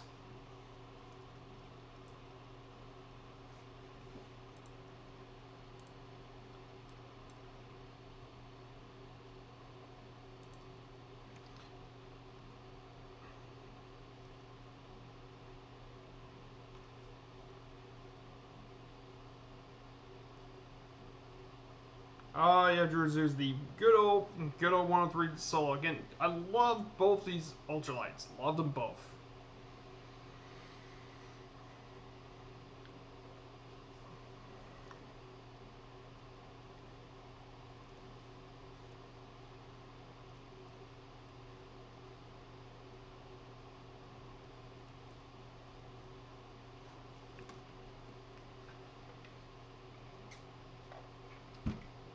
Oh, the stream's back. Good for you, Zeus.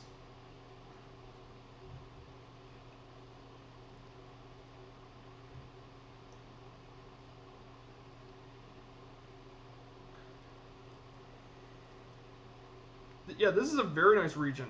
Very, very nice region. It's got good hills in Pennsylvania. It's got good hills. You got the rivers. Yeah, Pittsburgh is lovely. It's quite a livable city, too.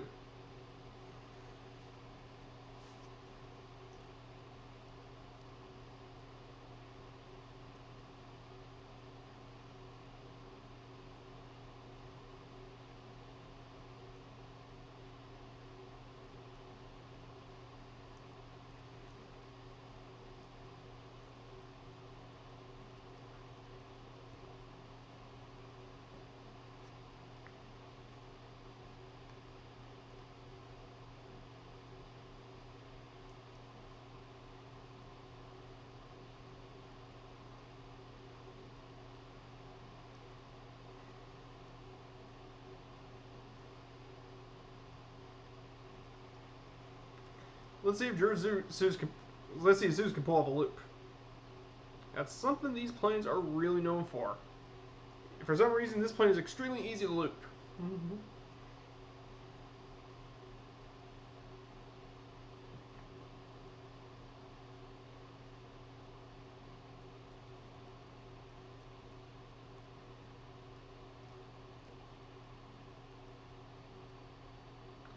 And you're down there, Zeus. Nice work.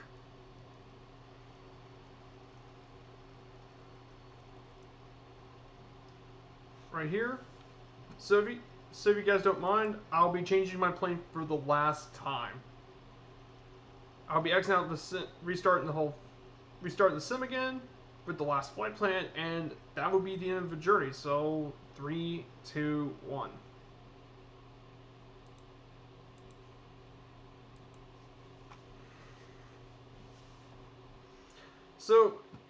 So guys, if you don't mind, when this stream is over, if there's enough time, I think I might want to try and see if we can get CDL's attention. I think that would be great, and we can cheer on for Allison there. We have a leg.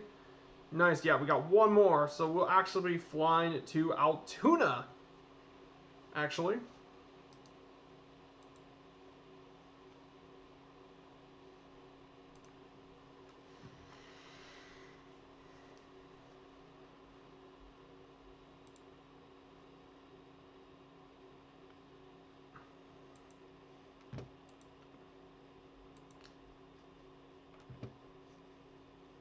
And I'm going to take a different aircraft this time. And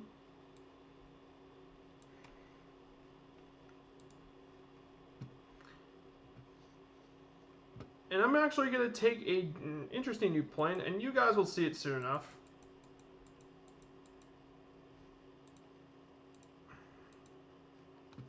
Let's see, and I'm actually going to be taking the Diamond DA40NG. I just got to get it all loaded in first.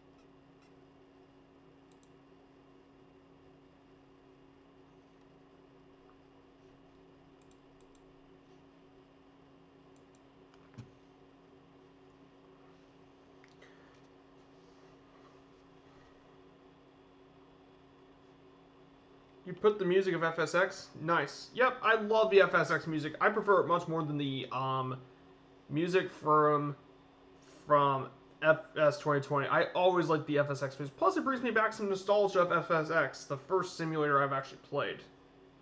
Though I never got a chance to play a lot of it because when I was younger, I never could play on PC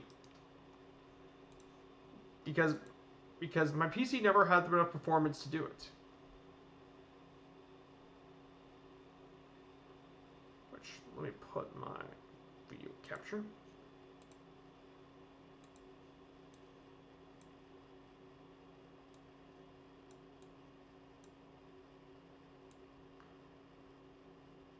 Maybe I should get it at some point and just play for nostalgia reasons.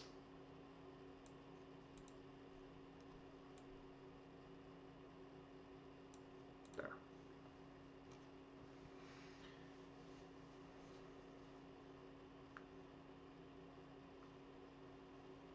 Just gotta get it load in.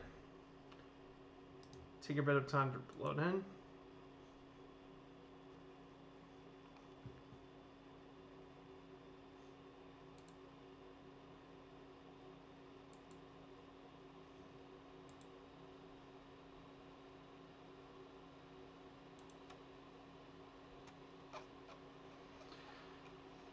Now on the Discord, I've been finding out that which DA plane I picked.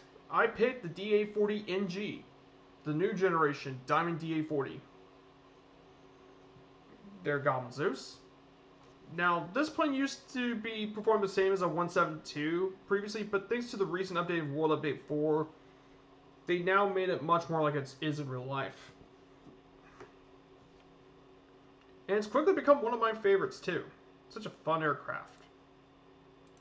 And we're back. Yeah, this is a DA40NG.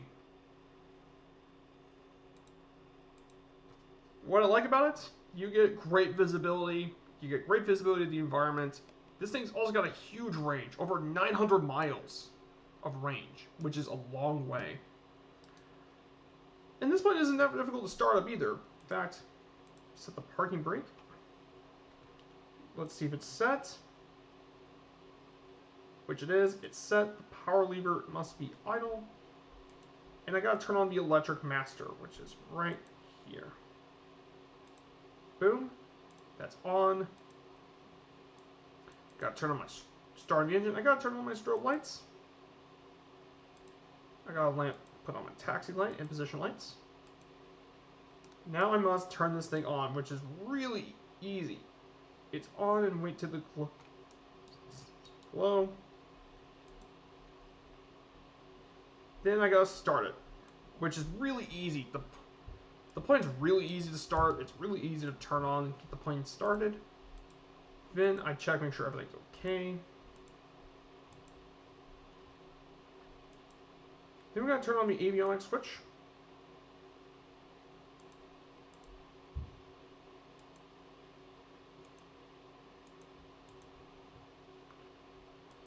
And I gotta change my core CDI. And I gotta release my parking brake, which is this. Release. Done.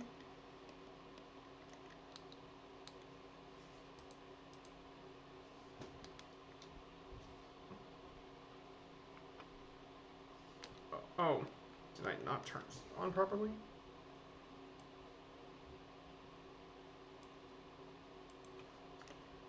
No, I got it this time. Oh, what? Why is it not starting?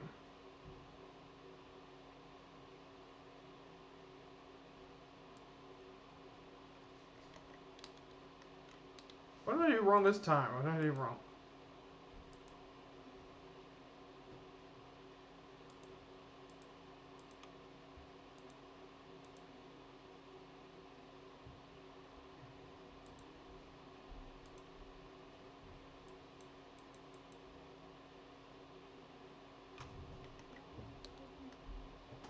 Oh, come on. Control E. There. I had to do Control E. For some reason, it wasn't starting, so I had to do Control E. Apologies.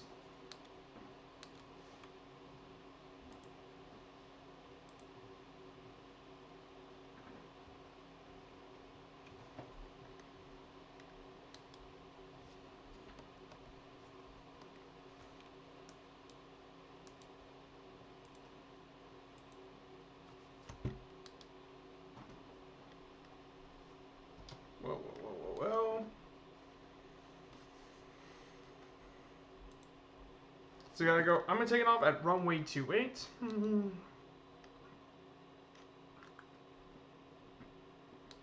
Now we're getting to the more hilly parts of Pennsylvania, so we're gonna be a bit more careful with the altitude. I'm charging. Yep. Careful not to crash, Goblin Zeus.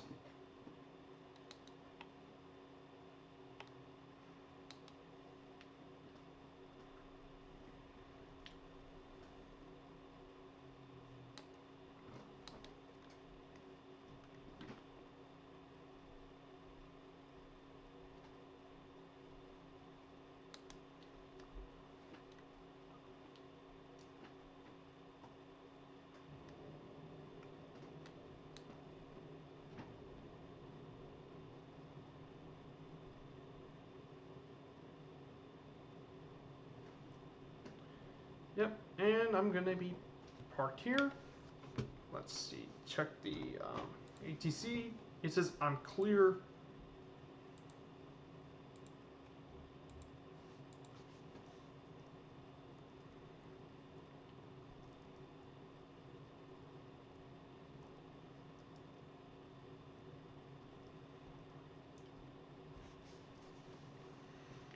Now, if you wonder why we're deciding to head to, and our final leg is actually going to be set here. And this is the final part of the legs, which is around 71 nautical miles. This is actually the longest leg of the trip for tonight. Right here. This is our last leg. Now, I know a lot of you have been asking, I got a huge flight since 17 hours in Canada. So you got a huge flight, huh? And yes, you get the DA-40 as a plane in the default edition.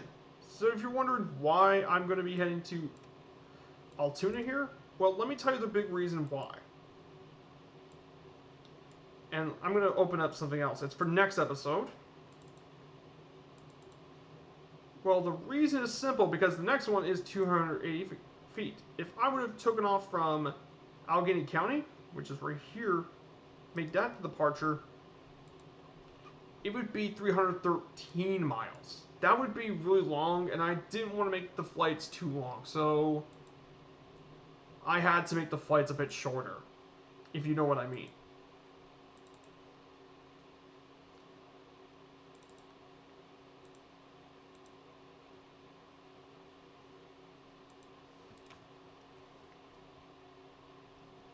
Looks like Smurf's here.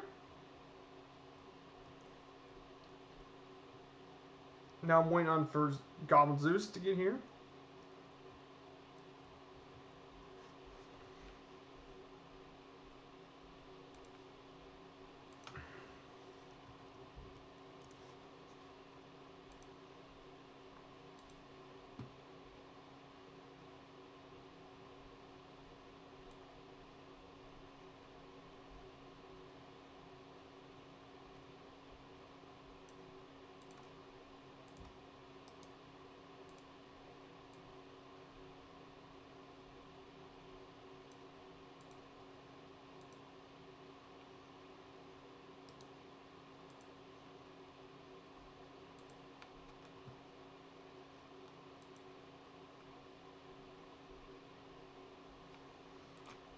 As well. If you guys don't mind, I may want to go ahead and get our flight started. So let me get back to my cockpit.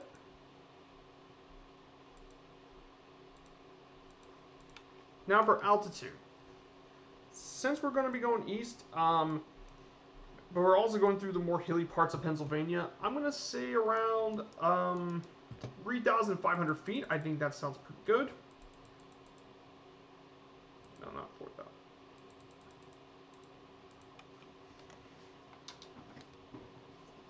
I think that sounds good. Let's put the flight. My computer's slow in charging. That's fine. Oh, you're loaded in, Zeus. So we're just gonna... I'm just gonna wait until you get in the air.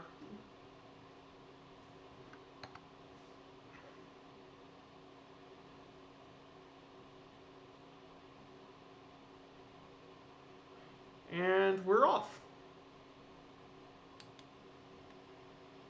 And I'm off. Oh, good, you're in. Lovely.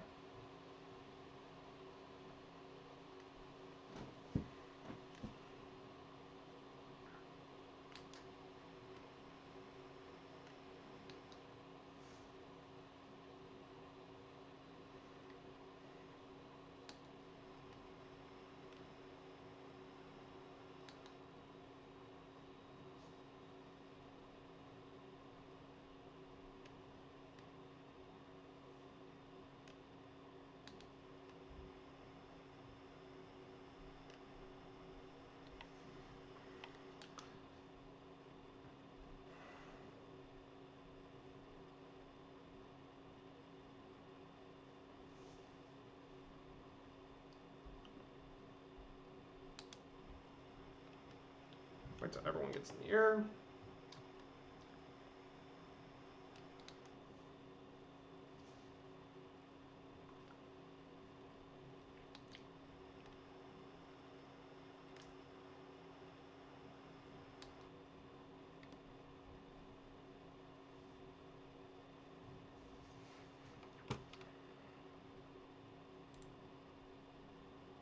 Let's put this on autopilot, nav mode, vertical navigation mode, and then I'm going to change my flight level.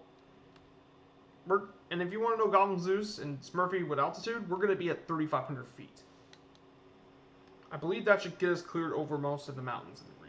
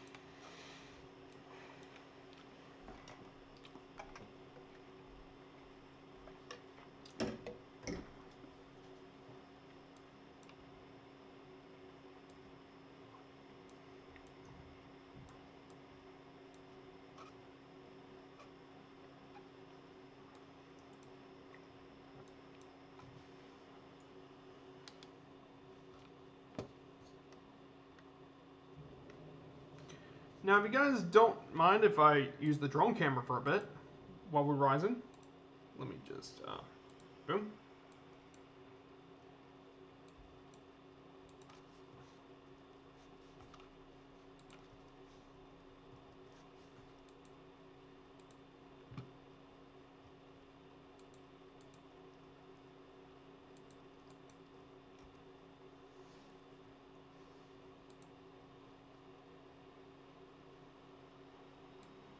Whoa, whoa, whoa, whoa, whoa, whoa. Oh, God.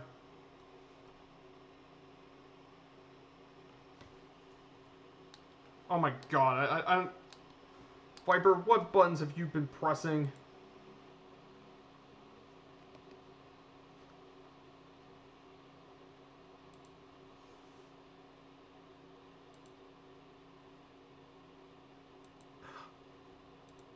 Viper, what buttons did you press?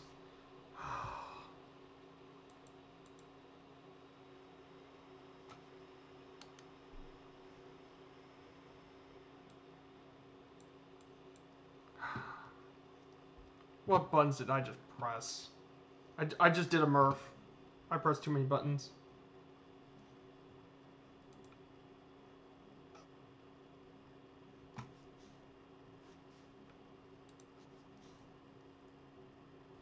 So over here, I have my little camera. So over here is the amusement park. This is Kennywood, right over here.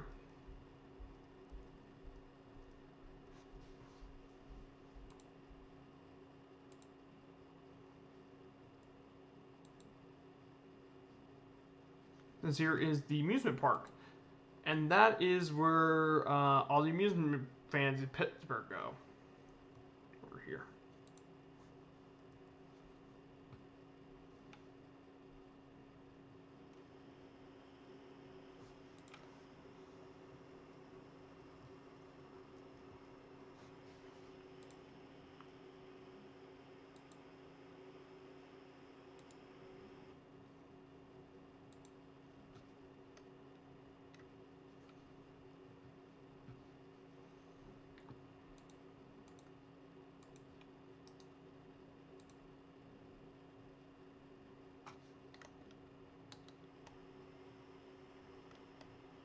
I'm so sorry for what happened.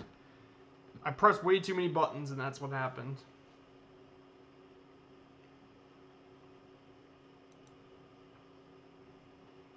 Thankfully, this point's pretty fast, so it should get there relatively easily.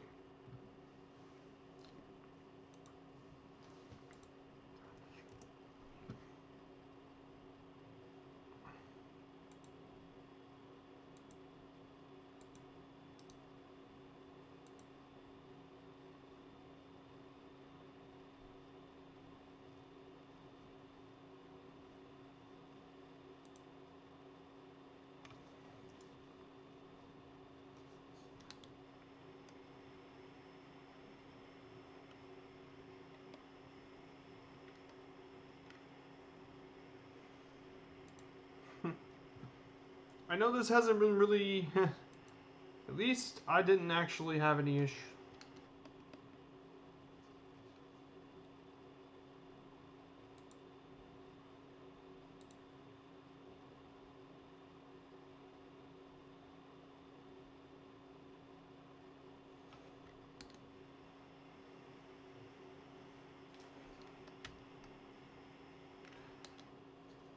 At least we're flying over. I just had a bit of an error with it. I'm so sorry.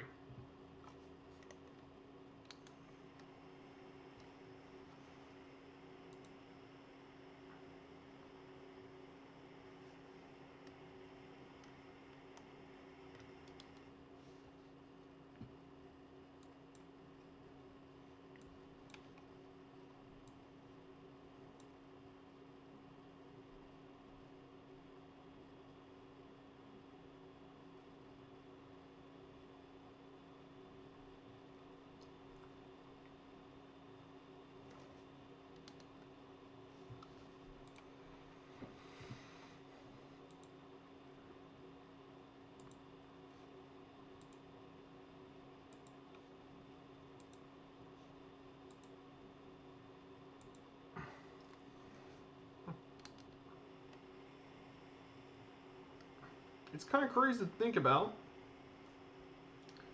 Just seeing who are the users in my chat.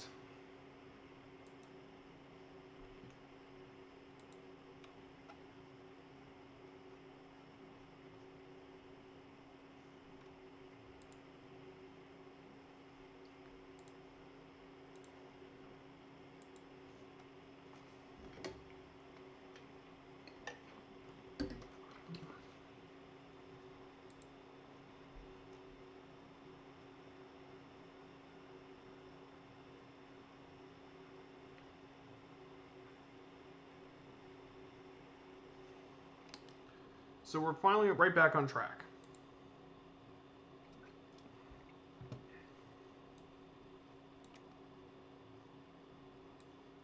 Thankfully, this one should be going pretty quick. The 840 is actually quite a fast aircraft now. So.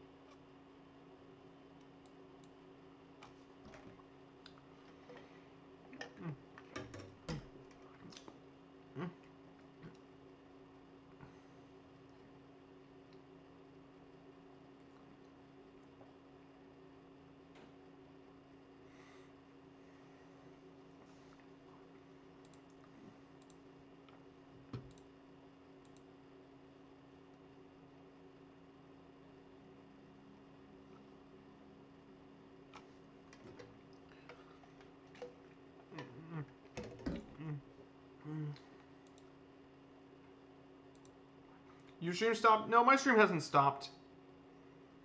It's still going. Maybe, I don't know if it, maybe it's your connection, maybe Goblin Zeus. My stream did not stop. It's still going.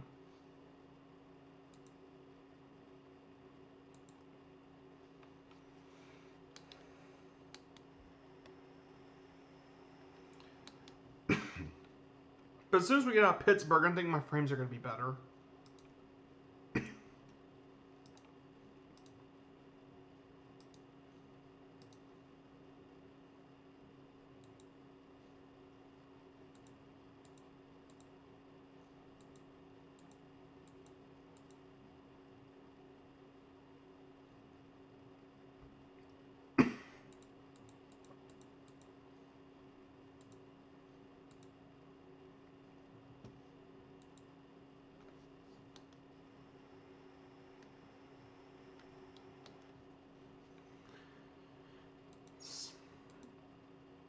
Yeah, we're gonna get here pretty quickly with this plane. This plane is not a slow one. And according to my nav map, we're actually gonna go 146 knots according to my nav map. So we're going really, really fast.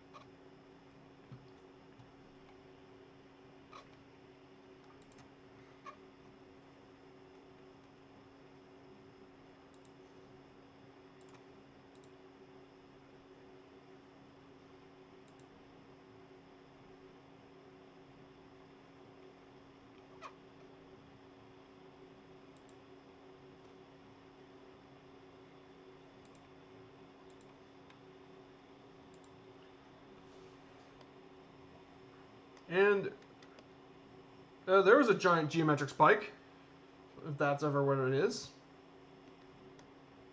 Sometimes the sim can make brief links and there's that giant spike. But yeah, the view here is lovely. Lovely view of Pennsylvania.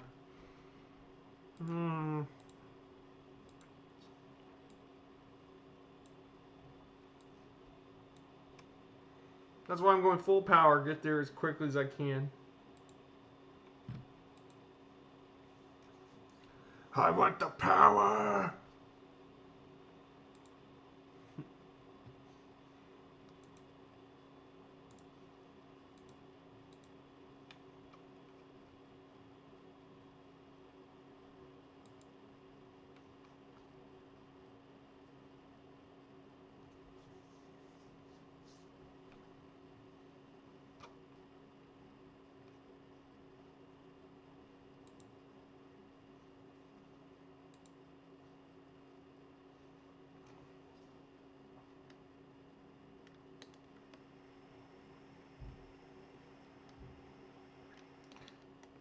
And now we're getting to the more hilly parts of Pennsylvania. Now, you see, all of this area is the Mongolia National Forest. All of this giant area is that big old national forest.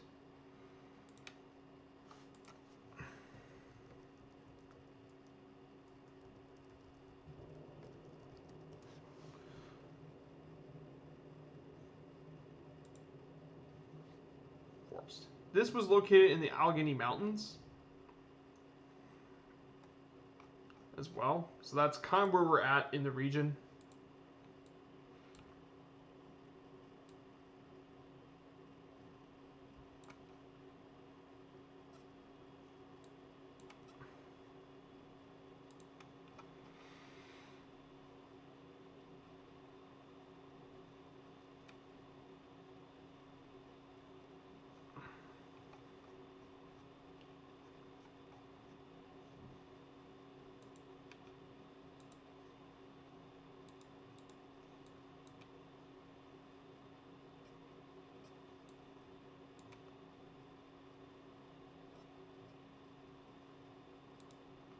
As well.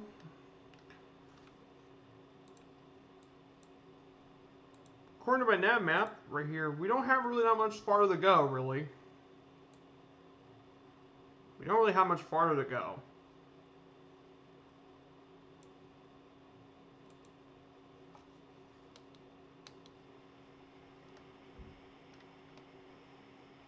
Just need to get out of the city of Pittsburgh.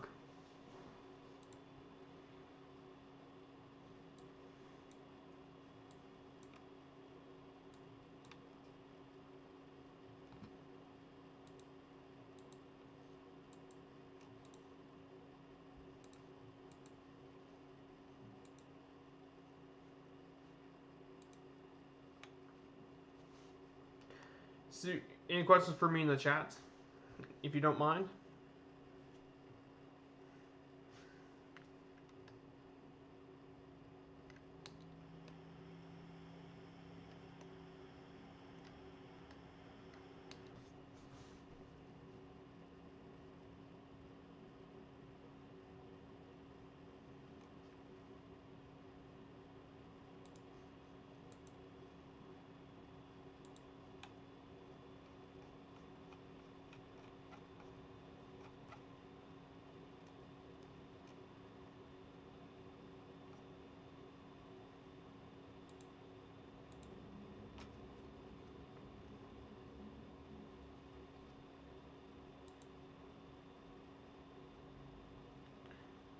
So definitely, it's definitely very nice here in the forest areas of Pennsylvania. Definitely very nice. Actually, where the park's really at is Laurel Ridge.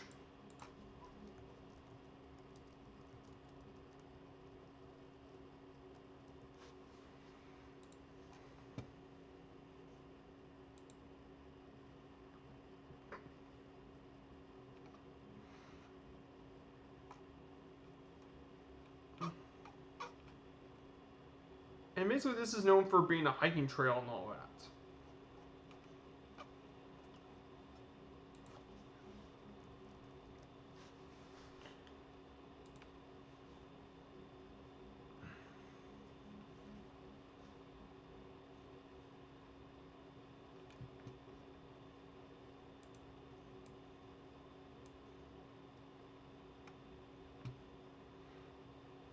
As well.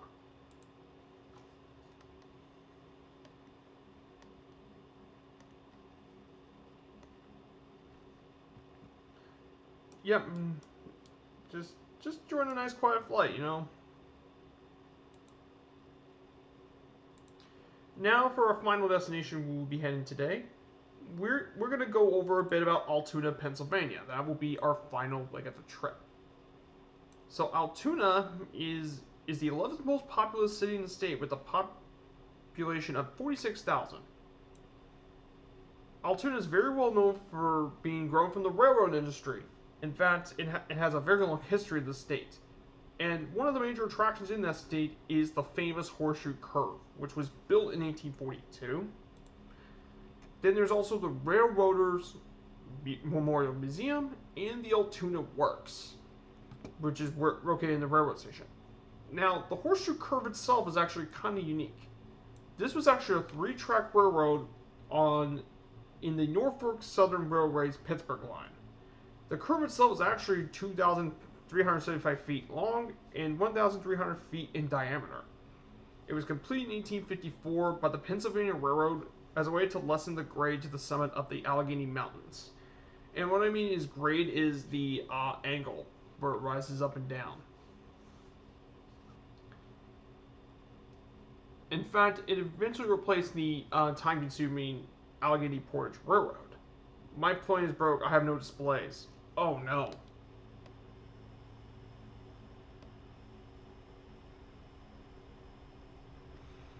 Ah no. Crap. In fact, the railroad was actually really important during World War II. The railroad was extremely important. In fact, so much so, the Germans actually targeted the railroad as part of their failed Operation Pastorius, but it failed, as you could expect. The curve was later owned and used by the Pennsylvania Railroad successors Penn Central, Conrail, and Norfolk Southern. and it was added to the National Register of Historic Places and a National Landmark in 1966, and became a National Historic Civil Engineering Landmark in 2004. The stream is frozen me, but you're still in flight. Is it something with your? Is it with your server issues? Because I don't think I'm having any issues with myself.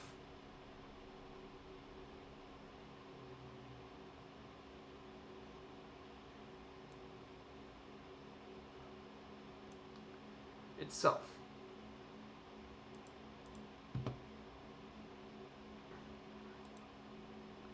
We're getting there pretty quickly, and there is one more thing about my final slideshow. Now, believe it or not, Altoona also has a minor league baseball team, the Altoona Curve. They came into existence in 1999, and obviously was named after the famous horseshoe curve that was there. They currently play in the AA Northeast and are the AA affiliate of the Pittsburgh Pirates since their inception in '99. They play at People's Natural Gas Field, which can hold up to 7,210 fans. They have won 4 division titles and 2 league championships, and some of their notable alumni include Andrew McCutchen, Neil Walker, and Garrett Cole, who've gone on to do big things in the major leagues.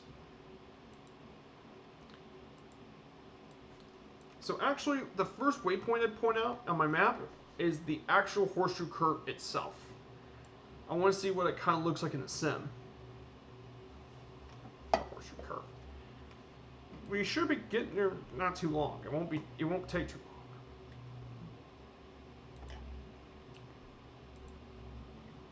long.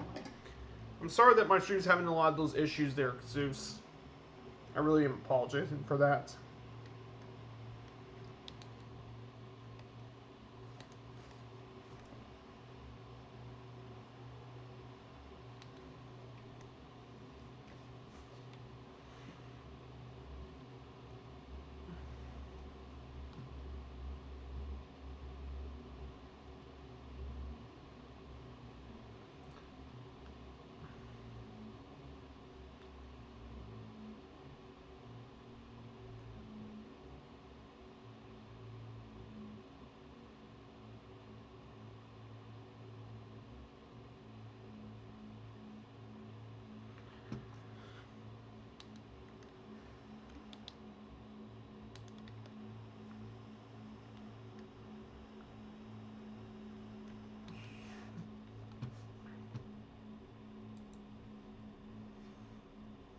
You should be getting there pretty quickly.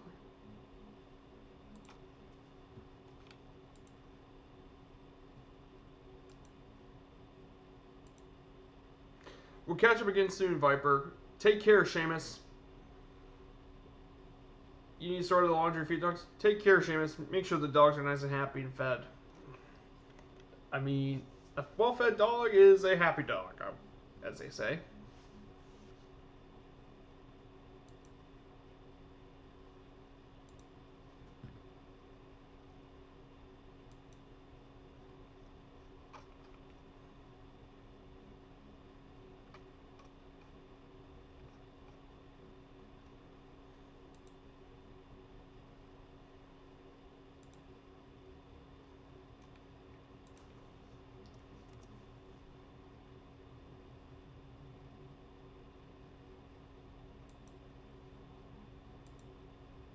Ah, good. Oh, good to hear that, Zeus. I don't know what happened when you ran. I really don't know. That's kind of a weird thing to say. Let me put on some, about some showcase.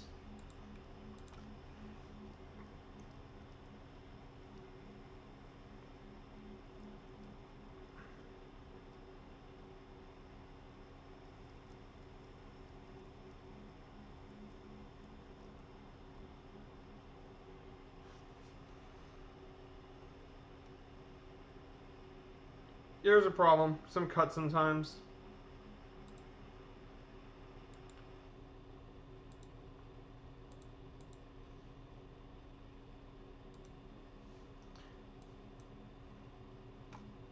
We're definitely getting to the much more hilly parts of Pennsylvania.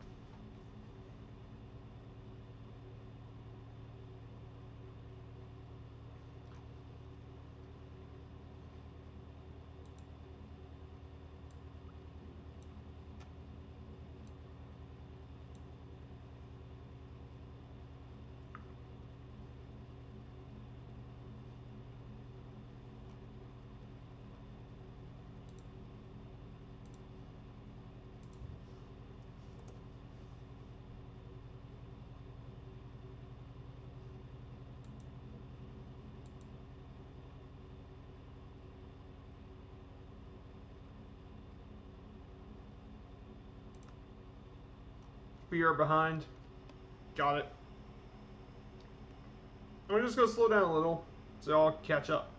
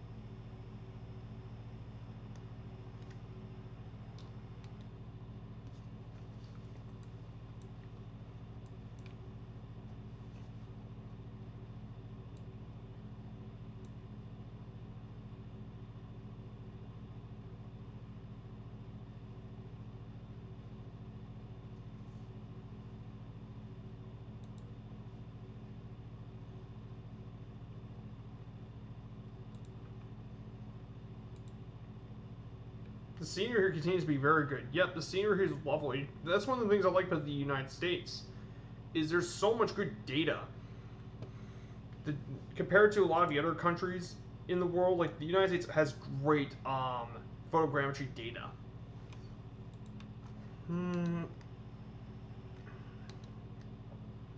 It's definitely very lovely to visit, that's for sure.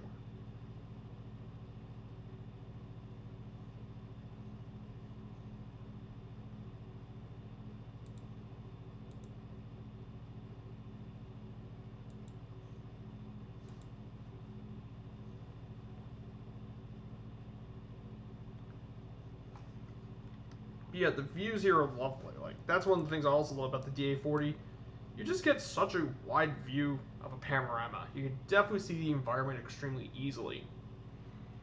It's definitely one of my favorite planes for long distance sightseeing.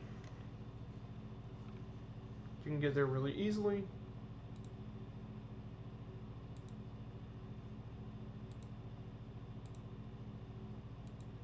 And we're getting pretty close to the Horseshoe Curve. That's going to be one of the screenshot locations.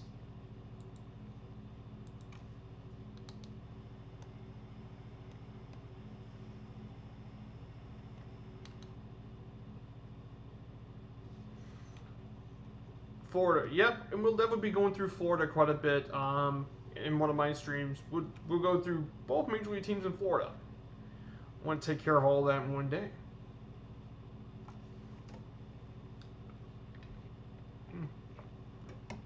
But no, being a Florida person, Florida's known for a lot of swamps and beaches. And especially you got to watch out for the Florida men. Because you probably hear that all over the news. Florida man does something.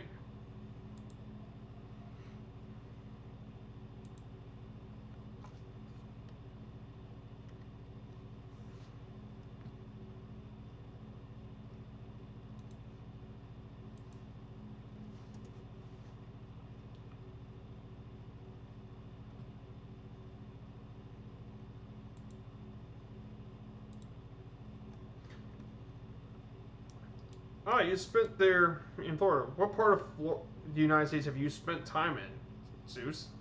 I know you're from France, but I'm just curious what part of the United States you actually spent time in.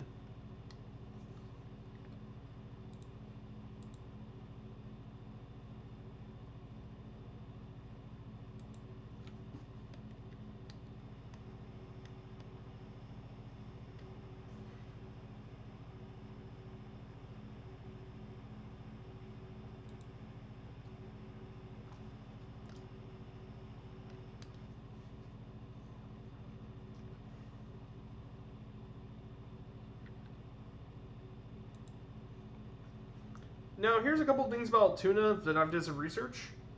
Altoona was actually one of the most important rail facilities in the United States.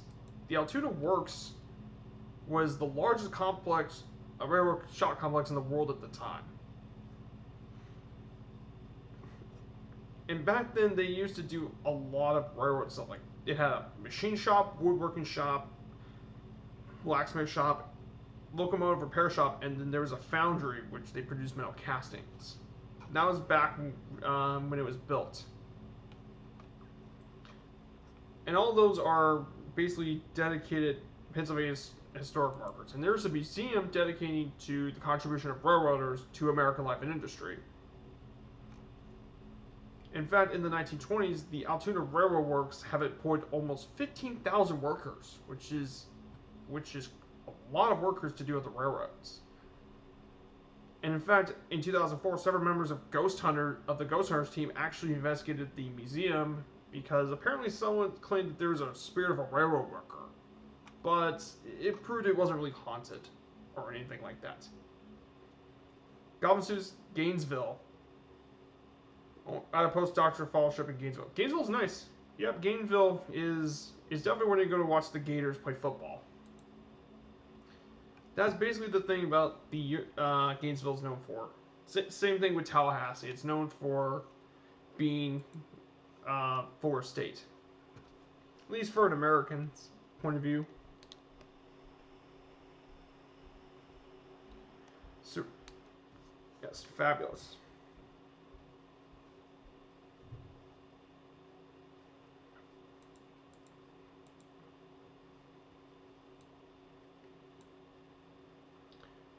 So I think we're getting very, very close to the horseshoe curve,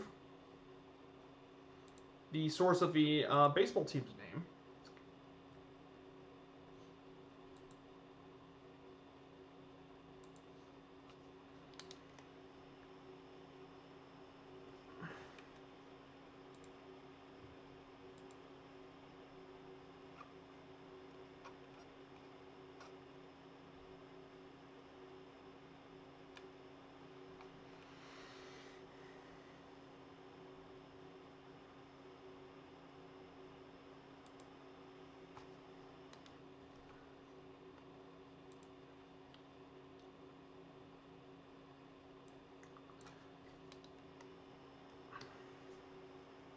The horseshoe curve should be straight ahead. And for the rest of the fight, I'll just fly by hand. See, if you guys want to know where we land here at 7 Golf 4, we'll be landing on runway 29. That's where we'll be landing.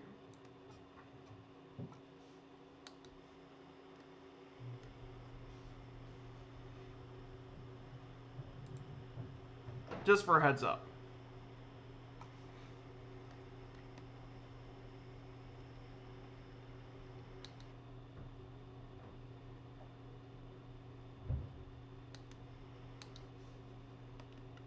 Okay, time to flight director off.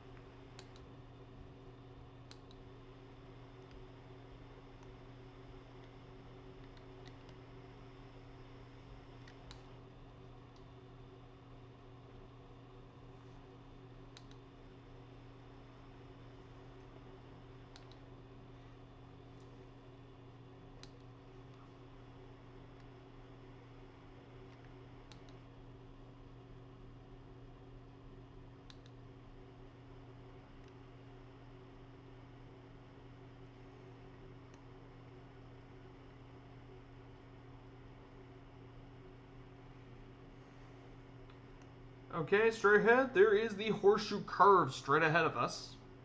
Let's get the thing angled down.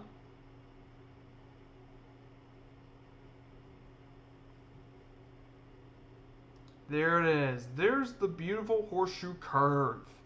That's one of the most famous landmarks, and this is the most famous landmark in the city of Altoona.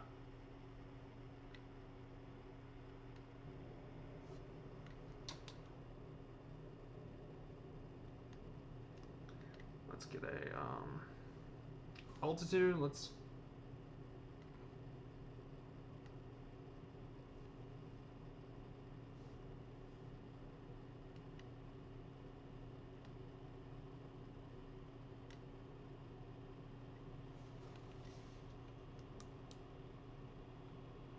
Right there. There's the curve.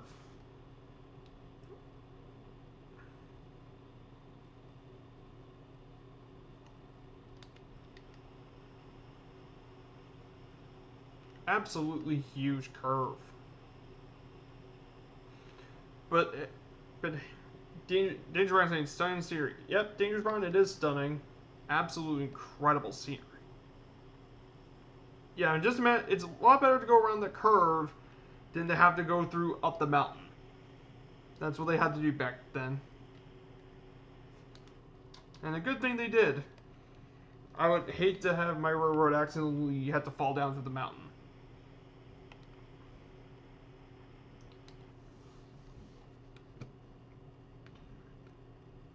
So next time we're going to be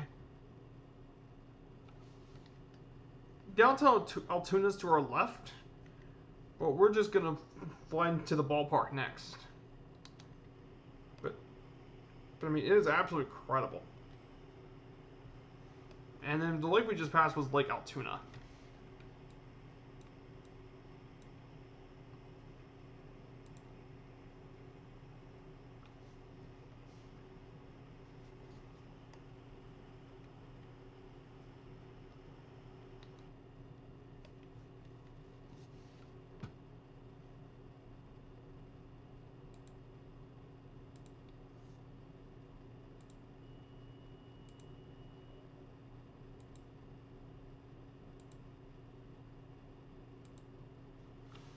Gonna do altitude hold.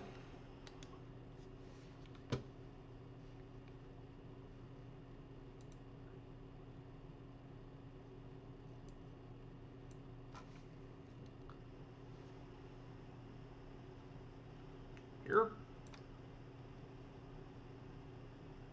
Unfortunately, like many other places, it's not really photogrammetry really well.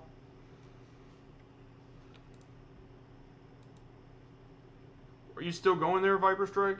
Yep, we're heading to Altoona. Right now, there. I'm still going there. Yep, I'm going to Altoona. I'm not kidding. I finish all the flights I start.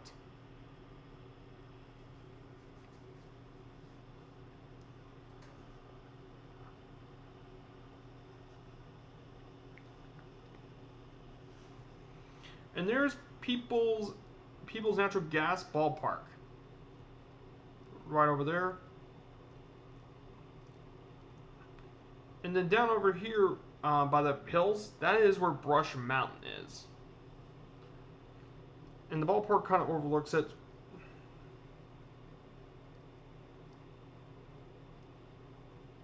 It's also got a famous theme park ride, actually. So there's actually a roller coaster down there. And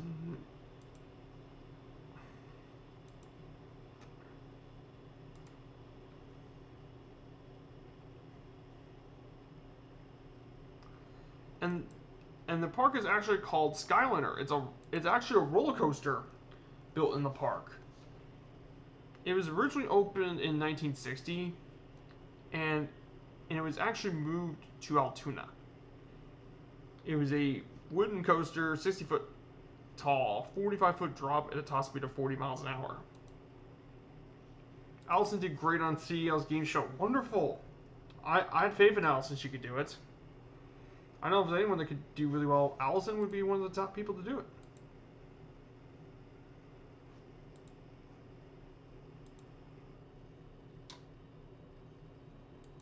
Oh, what's going on? No, no. Oh, God.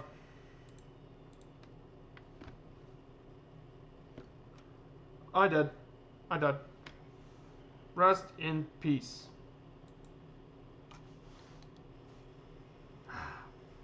I died. Apologies, my guys. This is... What the...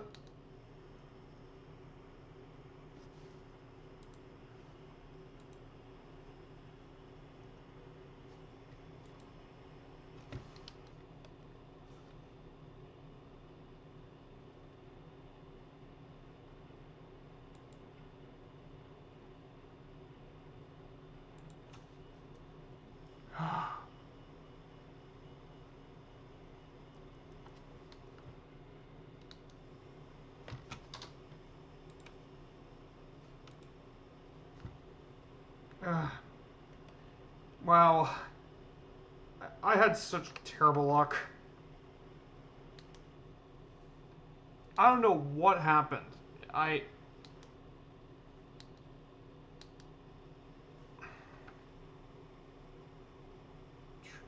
Great, I have to reset all of the trim. That plane, I don't know what happened to the plane. The plane does not usually go this crazy.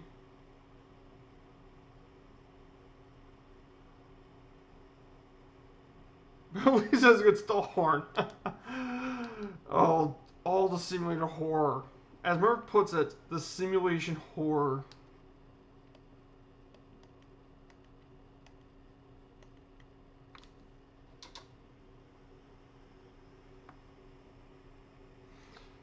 I'm so sorry, guys. That was not what I was expecting.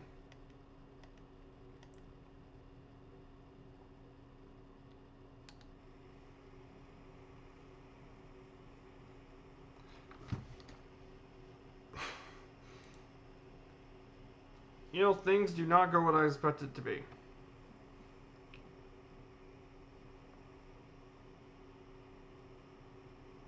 I hope I can put the stall down the way it should.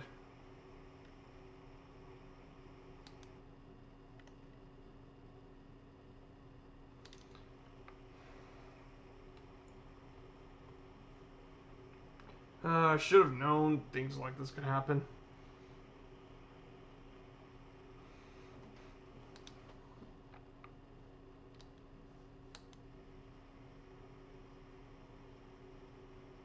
There.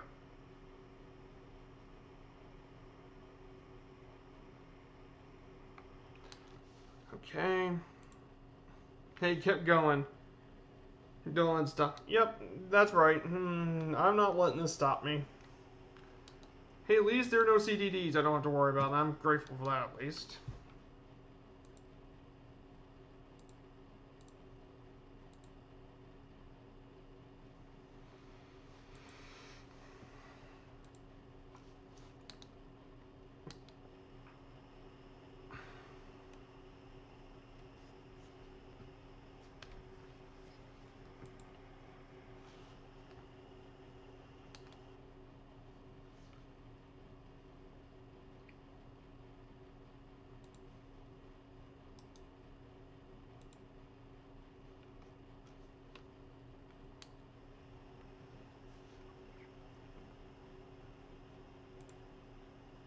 Nothing to see here. Yep. My apologies. I don't know what happened. Okay, let's land on runway 29. That, I had to say, that was pretty crazy. I don't know. It was something with the autopilot. So I could have accidentally pressed C and it did something with it.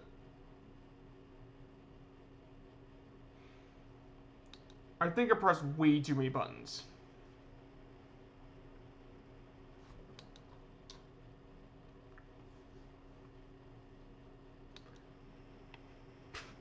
Yep. It's one thing doing it on your own, but it's another thing doing it in front of a stream.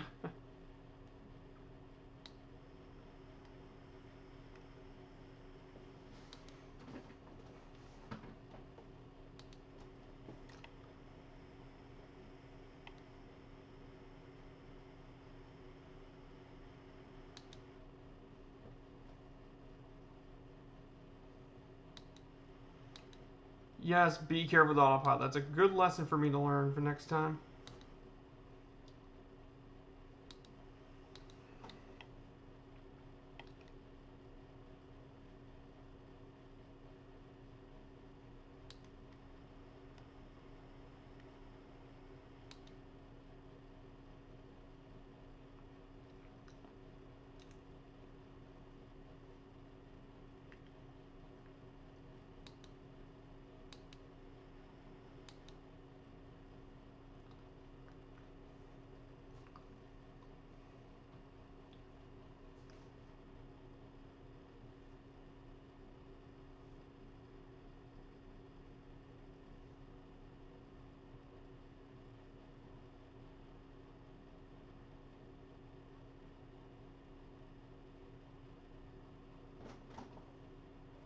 Got it. Got her. And I'm down. That simple as that.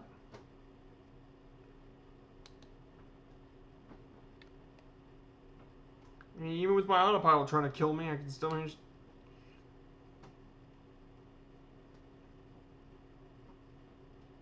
I don't know.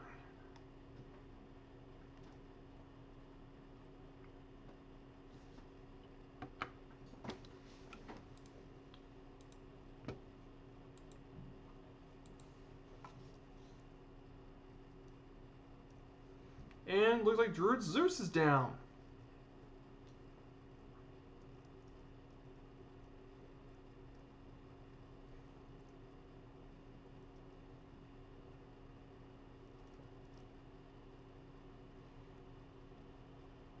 Druid Zeus is down, and he's in the nice Kinmore livery. That's one of my favorites.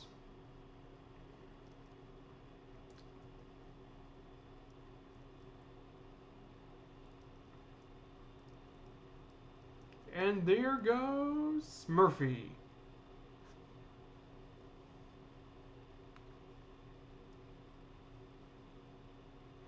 And I think that's everyone here.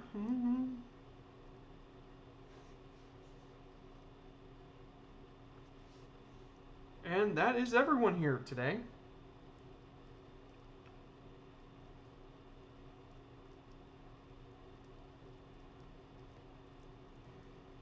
Overall, I think the stream went really well. I had none of the really big frame drops issues, aside from the last leg.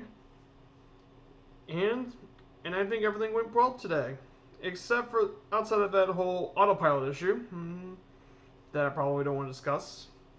I think we had a great time here. I want to thank everyone here that has been watching and joined me on the flight, and I really do appreciate everyone here. Thank you so much. And for everyone that wants to know next week's flight, well, at least it doesn't sound like a washing machine, Charlie. Yep. Well, our next flight will actually, and here's a sneak preview for the next week's flight for next Sunday.